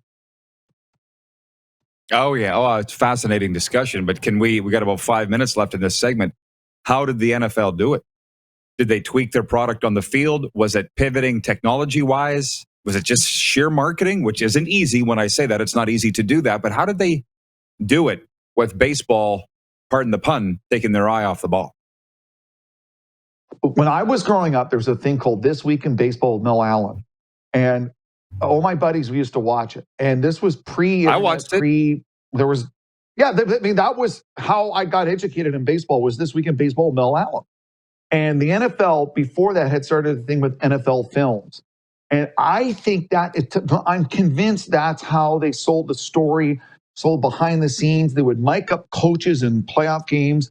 They would mic up players. And even now in the NFL, the day after a huge playoff game, you'll get a video montage that's available on all their social media platforms of what really happened in the game. So there's Tom Brady. You're like, the announcers are speculating. What happened in the game is he got hit, say, by Aaron Donald in a playoff game, but still managed to make the throw down the field to Mike Evans or Rob Gronkowski and score a touchdown. But then you hear the voices of the defensive players, the coaches they're calling the plays in the huddle, and they've peeled back the layer, give you an inside look at how things happen. So I think it's the selling the stars. NFL Films, I think, is still an invaluable resource to selling the sport and being part of football. You have all these networks who are clamoring over themselves to have a piece of the NFL pie. You name me another sport where every network is throwing money at the league so they can get at least one game a week so they can call themselves an NFL property rights holder. And so you just add that to it and just people like it. And here's the other thing too. For a lot of fans, you only have to watch your team once a week. You've got 6 days to do other things. Your team is only on one day a week. So you got 6 days to play with the kids, to work, to run errands with your wife, to do other things. You just have to 3 hours a week, and you've watched your team, you're good to go. And that is a big part of it as well. Just feels like the CFL could do all those things, maybe even on a smaller scale, and I just wonder if they are. But in the time we have left, as the dyed-in-the-wool Leafs fan that you are, Jim, feels like because last year, Scotia North Division, the Leafs led wire to wire, right? They were going to romp to the Stanley Cup. Yeah. We're not hearing as much about that this year. How are you feeling about their chances? I'm cautiously optimistic. As a lifelong Leafs fan, you hope for the best and prepare for the worst. And unfortunately for Kyle Dubas and Sheldon Keefe, this wonderful hockey team who have won a lot of games, who are in a good position this year, Rod, will be judged on their playoff success. It's been first round playoff failure after first round playoff failure after first round playoff failure. It cost Mike Babcock his job because he couldn't win in the first round. And then lo and behold, he leaves. They still can't win in the first round. So until they win a playoff round and start to show some postseason success, and Mitch Marner and Austin Matthews have these huge postseasons where they will their team into the next round. There's that narrative, that dark cloud hanging over this hockey team, that they're good, but can they win playoff hockey? I mean, unfortunately, whether you like it or not, all the analytics and all the people who like hockey played a certain way, come late April, when it's a playoff game, the refs aren't calling it the same. And to get from point A to point B in the ice is tougher. And to go in front of the net, you're going to have things done to you with a stick at a defenseman and a cross check. That's not a penalty. You have to somehow deal with it and still be able to score a goal. And it's not a mistake that you look at the teams that have won Stanley Cups for the last 6-7 years, how they're built and how they're constructed. I mean, they've got a little bit of everything, and a little bit of, you want to play hockey like that, we'll play hockey like that. We'll also score goals like that and beat you like that. And the Leafs have not proven that they can win hockey like that and win playoff hockey like that. They just keep losing in the first round, and it's in a different way each and every round, each and every year in the playoffs. So I have no question they're going to make the playoffs, but it doesn't matter who's they're going to play in the first round, and if they can somehow find a way to be a playoff team, to get the kind of goaltending you need, to be able to persevere and fight through all the adversity that happens in the postseason. In the NHL, they've not learned how to win in the postseason yet, and that is the big question for the Maple Leafs, Rod, without question. Well, like any fan base, Leafs or not, at least you're in it. You know you've got a chance, and that's all that you can ask. Any book projects in the hopper in 2022? Yes, I am about halfway through completing Everyday Hockey Heroes Volume 3 with Bob McKenzie. Wow. So we're working on a Volume 3, and I'm not allowed to say some of the people we're writing about, but one of them is Mark Borvetsky, who used to play for the Senators, now the Predators, and fascinating guy. And we also write about the Boulay family, Logan Boulay's family. And so we're really, really looking forward to this. And fingers crossed, COVID willing, we're allowed to actually have personalized book signings and meet people in the fall of 2022 when the book comes out. You and Bobby Margarita make a great pair. Jim, all the best in 2022, sir. Thanks for all you do. Rod, you and your crew, I couldn't be happier to see the success you guys have had. And let's make 2022 the best year yet. Loving it. Great team. Thank you. Canada's foremost NFL expert, best-selling author, Jim Lang, joining us on our Best of the Year episode, New Year's Eve. And we'll be right back. You're watching on Game Plus Television, live streaming on YouTube, and 24-hour sports radio at rodpeterson.com. Have you subscribed to the Rod Peterson Show YouTube channel yet? Head to youtube.com/The Rod Peterson Show now.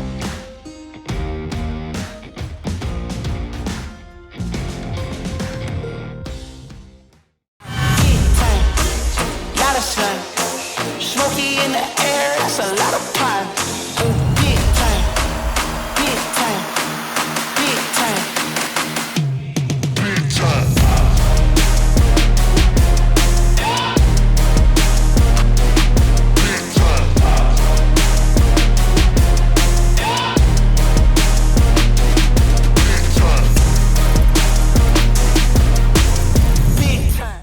This holiday season, wish your way at Capital Ford Lincoln. Unwrap a completely customized vehicle ordering experience. Reserve a pre-ordered unit that's already on its way. Or get into a pre-owned vehicle that's on the lot and ready to roll. And don't forget, we pay big for your used vehicle, even if you don't buy from us. Plus, our service department is your winter headquarters. Get special pricing on name brand tires, storage, maintenance, and more. And we always offer free vehicle pickup and delivery. This holiday season, wish your way at Capital Ford Lincoln. Comfort has always been something we, as people, strive for. It means that the places we live and work, and that the people we care most about, are able to go about their lives focusing on the things that matter. Our focus at FlameTech has remained the same for more than 20 years. Now more than ever, we need each other to support our local businesses. As an industry leader in combustion services, we are proud to attend to the needs of our communities and support the local economy.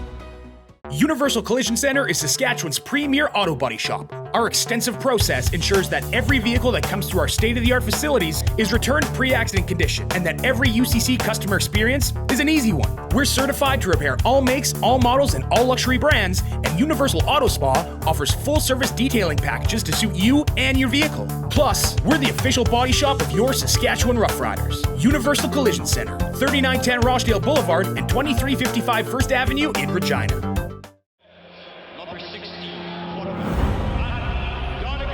A legend throws 713 yards in a single pro football game. A legend wins 3 Grey Cup MVP awards. Allen looking deep. A legend scores 1,209 points in 1,127 NHL games. Play among legends at betregal.net. Bronco Plumbing, Heating, and Cooling. Experts in all residential and commercial plumbing services, and proudly serving Regina and area since 1978. Bronco Plumbing, Heating, and Cooling. We'll treat you right.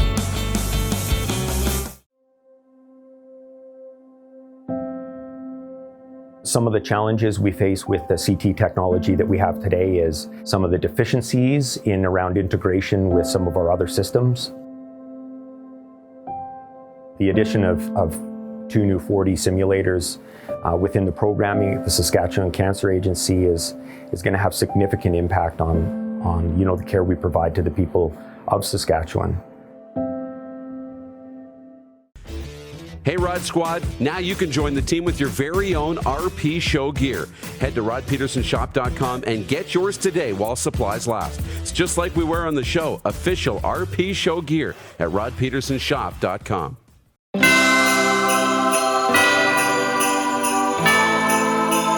Let's go to the West Coast and let's welcome in Brennan Batchelor, the play-by-play voice for the Vancouver Canucks. And we say Merry Christmas, Brennan, and Happy Holidays.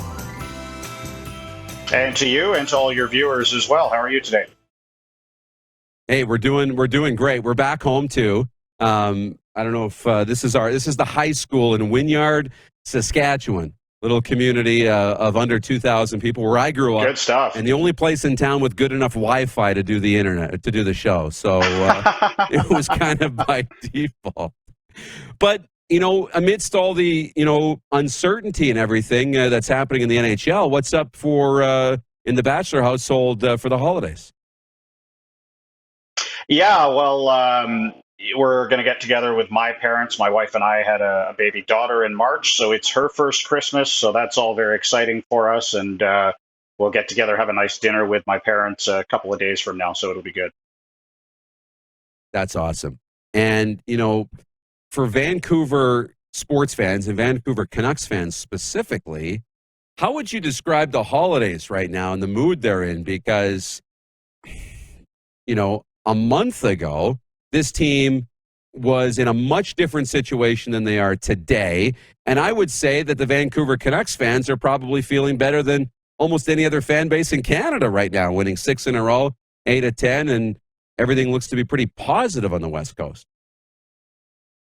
Yeah, it was almost a disappointment for many people that, games had to be postponed here, certainly with the way the team had been playing. They had a big game against the Maple Leafs coming up that was postponed last weekend. So with the way the team had been playing, you wanted to continue to see the good times rolling under Bruce Boudreau, now 6-0 since he took over as the head coach. And they've really looked like a completely different hockey team from the club we saw, as you alluded to, even a month, maybe even a few weeks ago. And now the question is more around, the hole they dug themselves early in the season and whether it's too big of a hole to climb out of, or whether they'll be able to get themselves back into the playoff conversation. And I guess we'll have to see how they do once things pick up. Hopefully on the 27th, they're scheduled to host the Seattle Kraken. In a word, can you sum up who Bruce Boudreau is in a word? Positive. That's the biggest thing that he's brought to this group is he's come in and brought an air of positivity. I don't want to say that the mood around the team was hopelessness prior to the coaching change, but it didn't seem like there was a lot of belief there. In Vancouver, all the conversations were about this being a lost season. And Bruce Boudreau came in and he brought an air of positivity, and he got the players to believe that they could get back into this playoff picture, that they could, show that they are a better team than what they were through the first quarter of the season. And he has got buy-in. And it's funny because, in today's day and age, we see all the analytical models and percentage chance of a team making the playoffs after they get off to a bad start. But when Boudreau arrived, he said, look, we're 9 points out of the playoffs. I just want us to try and win every week. And if we can gain 1 point in the standings every week, then in 9 weeks from now, we'll be back in a playoff spot.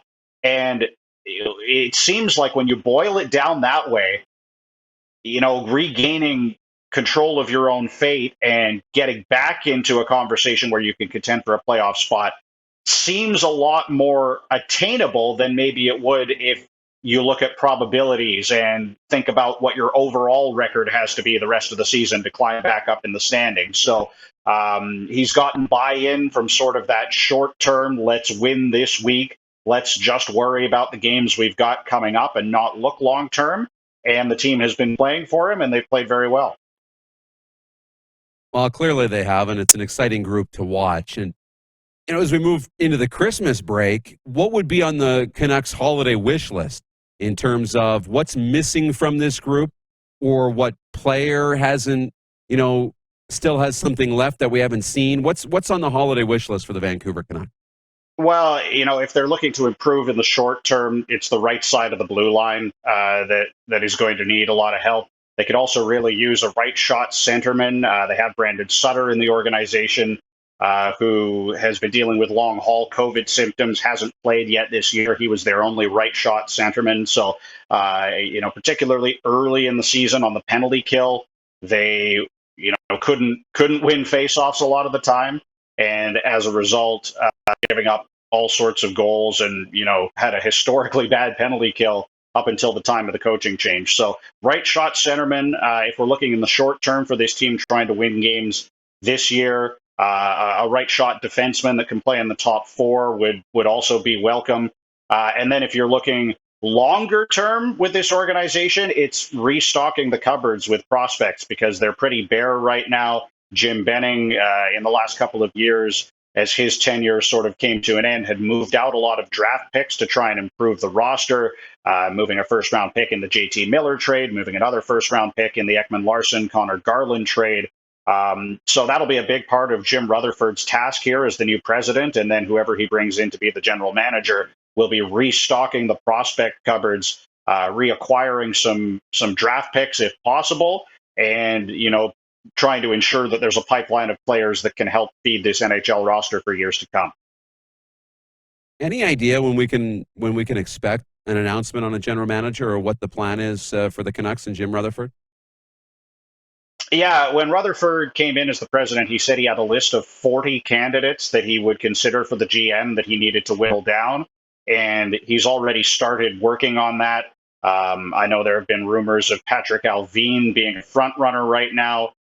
He worked with Rutherford in Pittsburgh, so that's certainly a possibility. But I don't know if there's any certain timeline on that. I would imagine that in an ideal world, Rutherford would like to have someone in place ahead of the trade deadline so that they can come in and make the tweaks to the roster that they need to. But at the same time, Rutherford is an experienced NHL general manager who can do the job himself if he has to. So I would expect before the end of the season, at the very least, but who knows? It'll all depend on who he wants to bring in.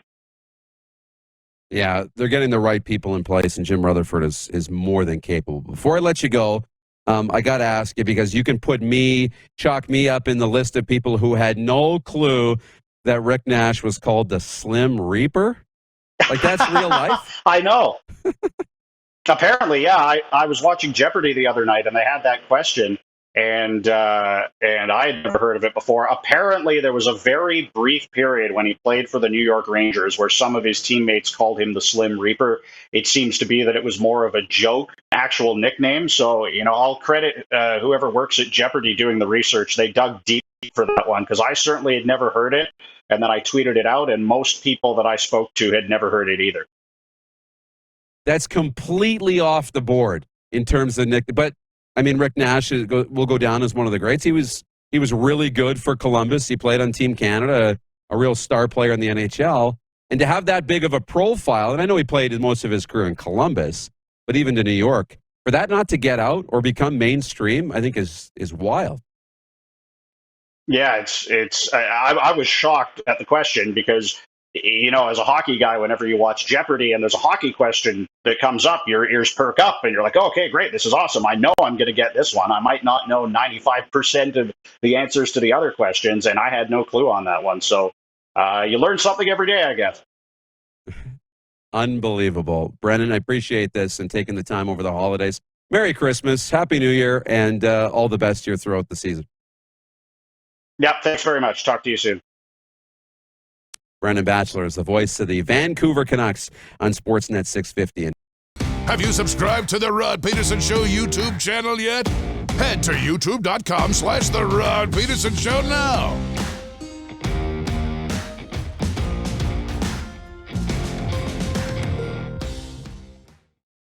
Don't rack your brain trying to source the equipment and materials you need for your business. Rockstar can operate your entire supply chain, from PO creation to expediting your shipments, all from our office.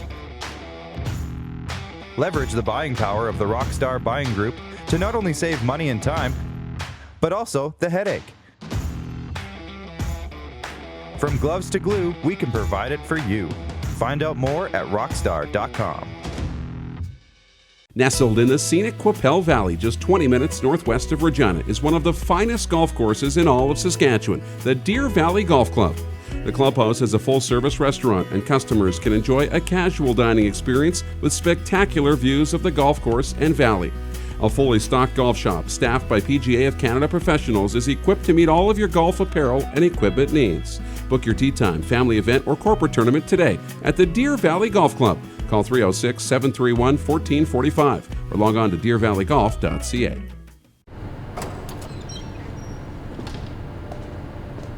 I started the Chatler Lacrosse Academy 3 years ago, and my main goal for the province of Saskatchewan was to spread the game and the awareness of lacrosse.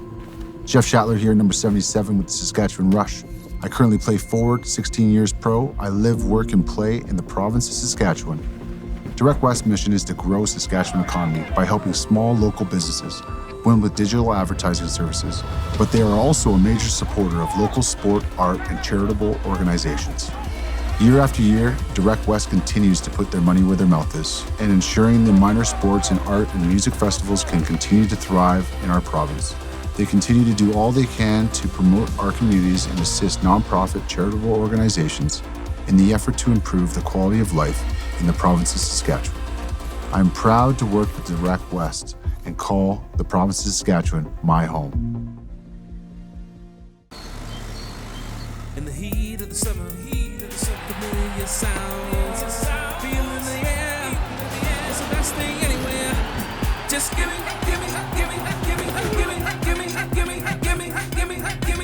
back my game. 'Cause I live for the drama, I live for the emotion. No one can take me down, bring me back my football. BetRegal.net, exclusive sports gaming partner of the CFL. Prairie Mobile is your SaskTel authorized dealer. Whether you're looking for talk, text, or data, shared, unlimited, or business plans, Prairie Mobile will help you find the SaskTel wireless plan that's right for you. Visit us online at prairiemobile.com. Business owners and marketers, Okay, we know you think we're pretty cool. That's why we want you to share in the coolness factor. Partner with the Rod Pedersen Show and market your business every weekday to sports lovers just like yourself. Take advantage of our many cost-effective commercial and promotional opportunities. Tell the world about your business. Yes, the world. Thanks to Game Plus TV and the Rod Pedersen Digital Network. Contact us today and find out how you can be a part of Canada's fastest-growing sports talk show, The Rod Pedersen Show. Have you subscribed to the Rod Pedersen Show YouTube channel yet? Head to youtube.com/The Rod Pedersen Show now.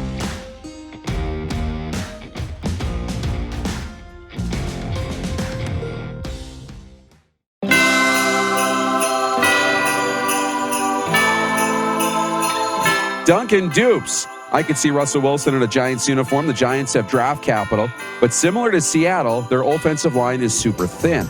One place I could see Wilson winding up is in Las Vegas, but would Mark Davis want to part ways with Derek Carr?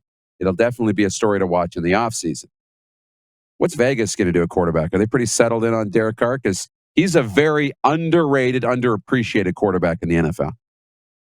He is, but man, you get the chance to get Russell Wilson. That's the kind of market that I'm talking about. Going to Vegas? That will be hot fire, dude. I'm going to Vegas just to see him if he ends up with the Raiders, buddy. Oh, yeah. Okay. They're coming in fast and furious. We're going to get to the most coveted person in the Canadian Football League. Here's the comments that have come in, Justin. BW says, Danny Barrett? Danny Barrett's on the staff of the Houston Texans. He might be coveted. I don't think he's leaving Houston. Trent Bruner, who's watching in Norway. Merry Christmas, Trent. He says Ken Austin. John also said Ken Austin. Free Oleg said Ken Austin. Here's one out of left field. Northside YEG says Casey Printers. I don't know what Casey Printers is up to these days. That's out of left field. Ryan McCarthy says, I was going to say Anthony Calvillo, but he's a QB coach at the U of Montreal. That wouldn't stop Anthony Calvillo from being highly coveted. Somebody else mentioned Pinball, who's already got a job. Somebody said Tracy Ham, Doug Flutie. G. Roy Simon's name came up. Colin McNulty says, I was going to say G. Roy Simon, but he was not a QB, just a great wide receiver. Christine said Huff. Hussey's Huddle said Danny McManus. Jeffrey Townend says Dave Dickinson. Nelson Hackowich also says Danny McManus. Who is the most coveted person in the CFL? Justin Dunn.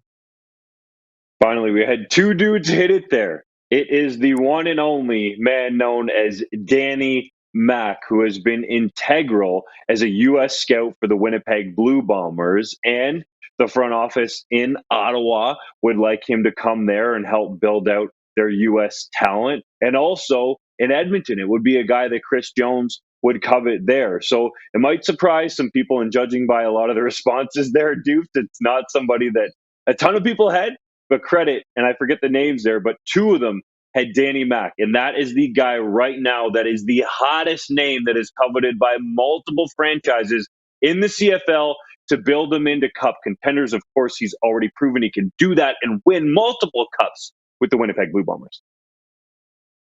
Yeah, it's been pretty impressive, but until the Grey Cups, we don't really see Danny McManus. And, you know, there's times in the last half a dozen years where you wonder, where is Danny Mack? What's he doing? You kind of forget about him. He was a player. I loved watching Danny McManus play quarterback when I was growing up. So what's Danny's end goal in all of this? What is his future in football? Or is it what he's doing now, you know, in that scouting department and finding players? What's Danny McManus's future look like in the CFL? Yeah, at some point, and you get the bigger title and more money, you're going to want to be a general manager in the CFL. But currently, McManus has this vast network in the United States. And we got to remember, he was great in the CFL, but he was the quarterback of Florida State. Like, this guy knows a lot of people just from getting that position and being the starter for the Seminoles for a number of years. So that's how he's developed this scouting network throughout the United States. And really, when you have a football operations cap that's trimmed down, you can only have so many guys in the front office. Having a guy like McManus who can help you cover, you know, essentially most of the United States with a little bit of help there. We should give some credit. Teddy Gavaya does a lot of American scouting as well. So between the two of them, they cover that off. Gavaya also does a lot of Canadian scouting, contracts, helps with the salary cap there in Winnipeg, and of course was a finalist against Chris Jones in Edmonton. So it's not just Mcmanus, but Mcmanus has the cachet around the league right now because they know, they being the teams that want to fill these roles in the front office, that if you bring Mcmanus in, he brings this vast network and can get you a bunch of guys on your roster, like let's say a Jackson Jeffcoat, who has been born and bred essentially in Winnipeg into a star to help you build a potential cup contender. Teams are often, victims of their own success, and that's kind of a case of the Winnipeg Blue Bombers. You're good, you win Grey Cups, and now everybody wants your people. So should fans be worried in Winnipeg that at the top some key people might not be back because they've just been in line? They're in line for promotions. Is that a concern for the Blue Bombers moving forward? It will be, because it's going to be difficult, right? When you have a guy like Ted Gavaya have interest from Ottawa and Edmonton and go down to the wire in Edmonton as a general manager, right?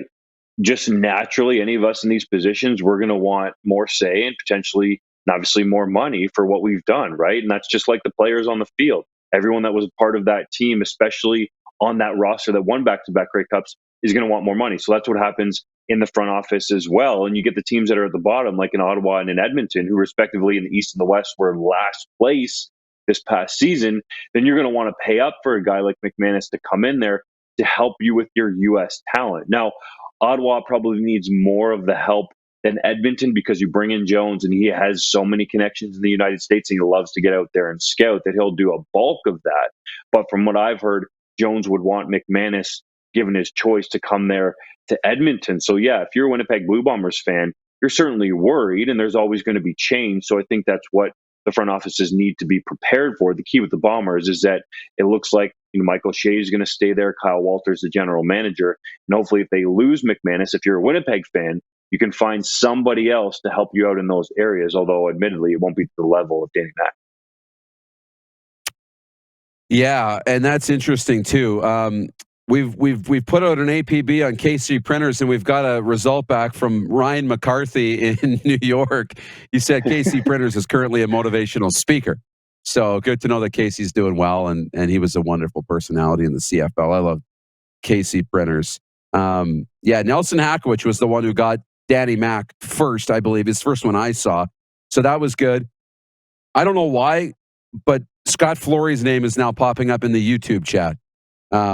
Something he said, John mentioned Scott Flory will be an excellent Saskatchewan Riders head coach. Well, they already have a head coach.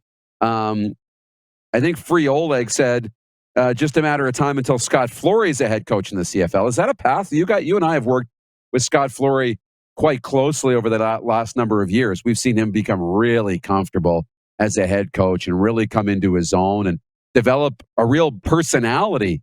I've never talked to him about aspirations beyond the University of Saskatchewan Huskies. Do you think it's on the timetable or the timeline for Scott Flory?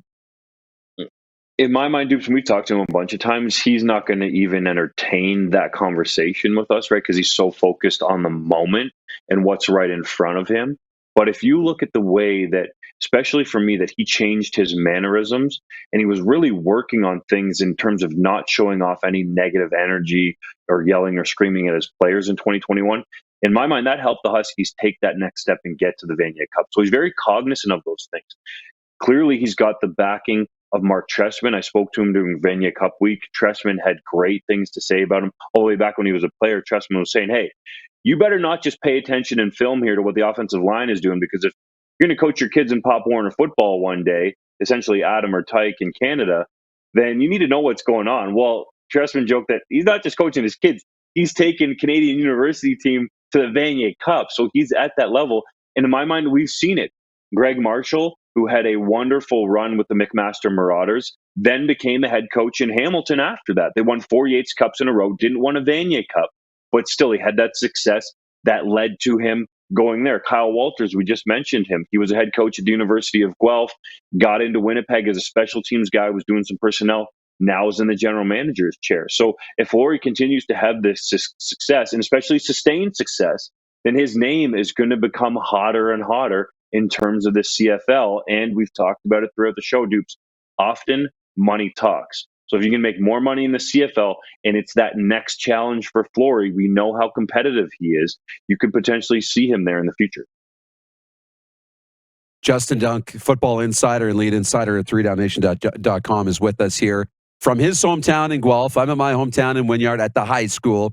And coming up a little bit later on here in the next segment, Arash Madani from Sportsnet, who we're going to get into some tennis talk with Arash. I know you play with Arash a lot. Yeah. So I'm excited to get a little 2022 outlook on Canadian tennis and some of our superstars. And, find out just how good find out how good you are at tennis, because we've never played, Justin, and it's on the docket. It's one of the New Year's resolutions that at some point in 2022 we're going to have a match. Okay. Yes, sir. Mark it down. Okay. We'll stick on the CFL topic for this segment. We'll bring you back in for overtime. But JC, I think, wrote the article about one player that every team needs to get prepared to move on from. And there were two standouts here that are going to not feel good for fan bases. The first one in Hamilton was Brandon Banks. Time to move on from Brandon Banks. Not the same guy from a year, 2, 3 years ago, seasons ago, I guess. 2 years ago would be the last time he was on the field.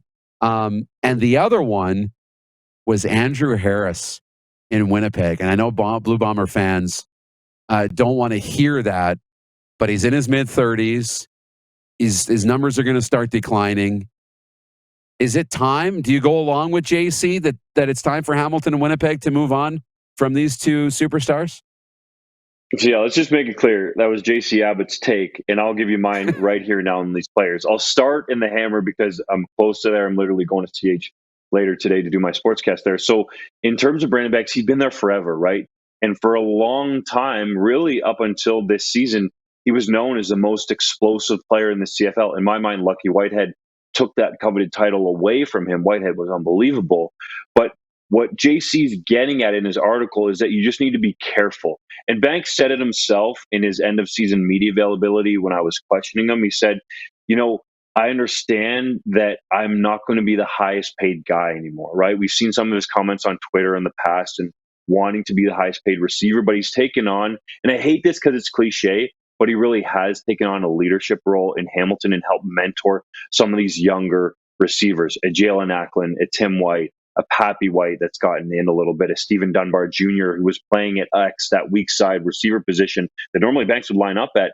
Dunbar Jr. was there a lot. So I think the Ticats are going to bring Banks back. It'll be at a bargain rate. I think Speedy wants to be back, but he already realizes it's not going to be for that kind of money. And when you talk about money, that's the real key with Andrew Harris, right? He's used to making $200,000+ a year. Now, his production has not yet slipped, and I think age in a lot of cases is just a number, and it has become that with Harris. JC's point in the article, and I think it's well taken, is that Brady Oliveira is there. He's shown he can rush the rock as the main dude, not for an entire season, but he had a couple 100-yard games. And then they have Johnny Augustine by way of the University of Guelph, who is an absolute freak of nature in terms of seeing him in the gym. That dude is rocked up. So they got some running backs that they're stacking there behind Harris for whenever he moves on. I feel like it's going to be really difficult whenever that does happen with Harris because he is the hometown star, because he has won back-to-back Grey Cups. So this team is so good that you would imagine Harris is going to want to at least think about seeing, can we continue this legacy that I've built here and make it a dynasty? I feel like you win 3 Grey Cups in a row or 3 Grey Cups in 4 years, then we can start talking that big D word. And that's going to at least intrigue Harris, but he's likely not going to be able to get as much in terms of his salary because they got to try to keep this team together if they want to keep winning. One question from Nelson Hackowicz. Is Lucky Whitehead headed back to the Bombers with his appearance in the crowd at the West Final? Was he foreshadowing something that Lucky wants to come back to Winnipeg? I mean, everybody saw him in the crowd, and he had the Winnipeg toque on, I believe it was, but he did say he showed up to that game wearing BC Lions gear. Now, in my mind, Whitehead's going to be a guy that's going to go to the highest bidder, right? So if he's a dude that is out there and you're a team looking to make a quick turnaround, let's say like in Ottawa or in Edmonton, I don't know how you couldn't make a high bid to bring that guy in. He is an instant game changer. It was too bad what happened, that unfortunate injury with his hand. He even tried to come back in the game with broken digits and try to catch the rock. So I don't necessarily think he'll end up back in Winnipeg, but he'll go to one of those teams that's looking to make a quick turnaround. Awesome stuff, Justin. We'll see you back here for overtime. How about that? Yeah, buddy. Head to youtube.com/The Rod Pedersen Show now. You gotta subscribe. Click the subscribe button for all the content you may have missed.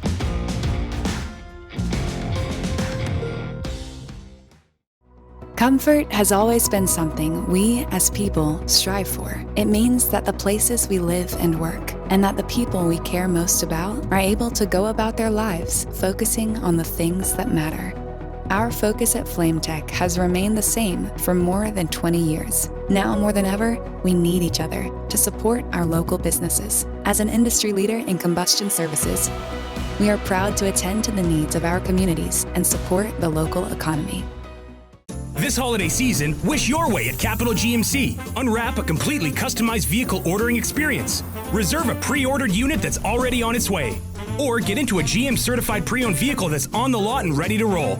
And don't forget, we pay big for your used vehicle, even if you don't buy from us. Plus, our service department is your winter headquarters. Get special pricing on name brand tires, storage, maintenance, and more. And we always offer free vehicle pickup and delivery. This holiday season, wish your way at Capital GMC. In the heat of the summer, familiar sounds. Feeling the air, it's the best thing anywhere. Just give me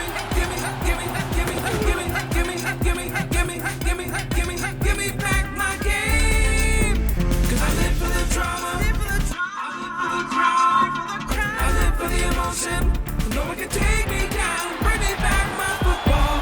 BetRegal.net, exclusive sports gaming partner of the CFL. Nestled in the scenic Qu'Appelle Valley, just 20 minutes northwest of Regina, is one of the finest golf courses in all of Saskatchewan, the Deer Valley Golf Club. The clubhouse has a full-service restaurant, and customers can enjoy a casual dining experience with spectacular views of the golf course and valley. A fully stocked golf shop, staffed by PGA of Canada professionals, is equipped to meet all of your golf apparel and equipment needs. Book your tee time, family event, or corporate tournament today at the Deer Valley Golf Club. Call 306-731-1445 or log on to deervalleygolf.ca.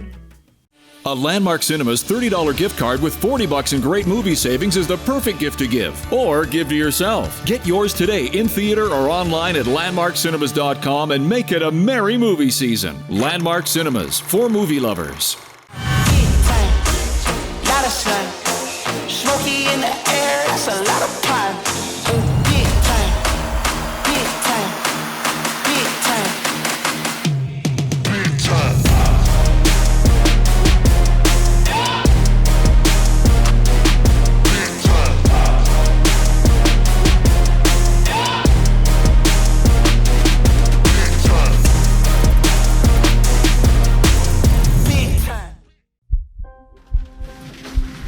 People donate blood for moments like this.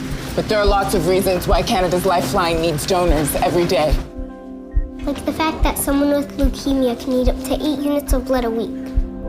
Or that donated blood lasts no longer than 42 days. Or to help new moms and babies, like Henry. There's lots of reasons to donate blood. That's why we need donors every day. The need for blood is constant. Join Toyota and our Toyota dealers in supporting Canada's Lifeline. Hey Rod Squad, now you can join the team with your very own RP Show gear. Head to rodpetersenshop.com and get yours today while supplies last. It's just like we wear on the show, official RP Show gear at rodpetersenshop.com. Hey Rod Squad, now you can join the team with your very own RP Show gear. Head to rodpetersenshop.com and get yours today while supplies last. It's just like we wear on the show, official RP Show gear at rodpetersenshop.com.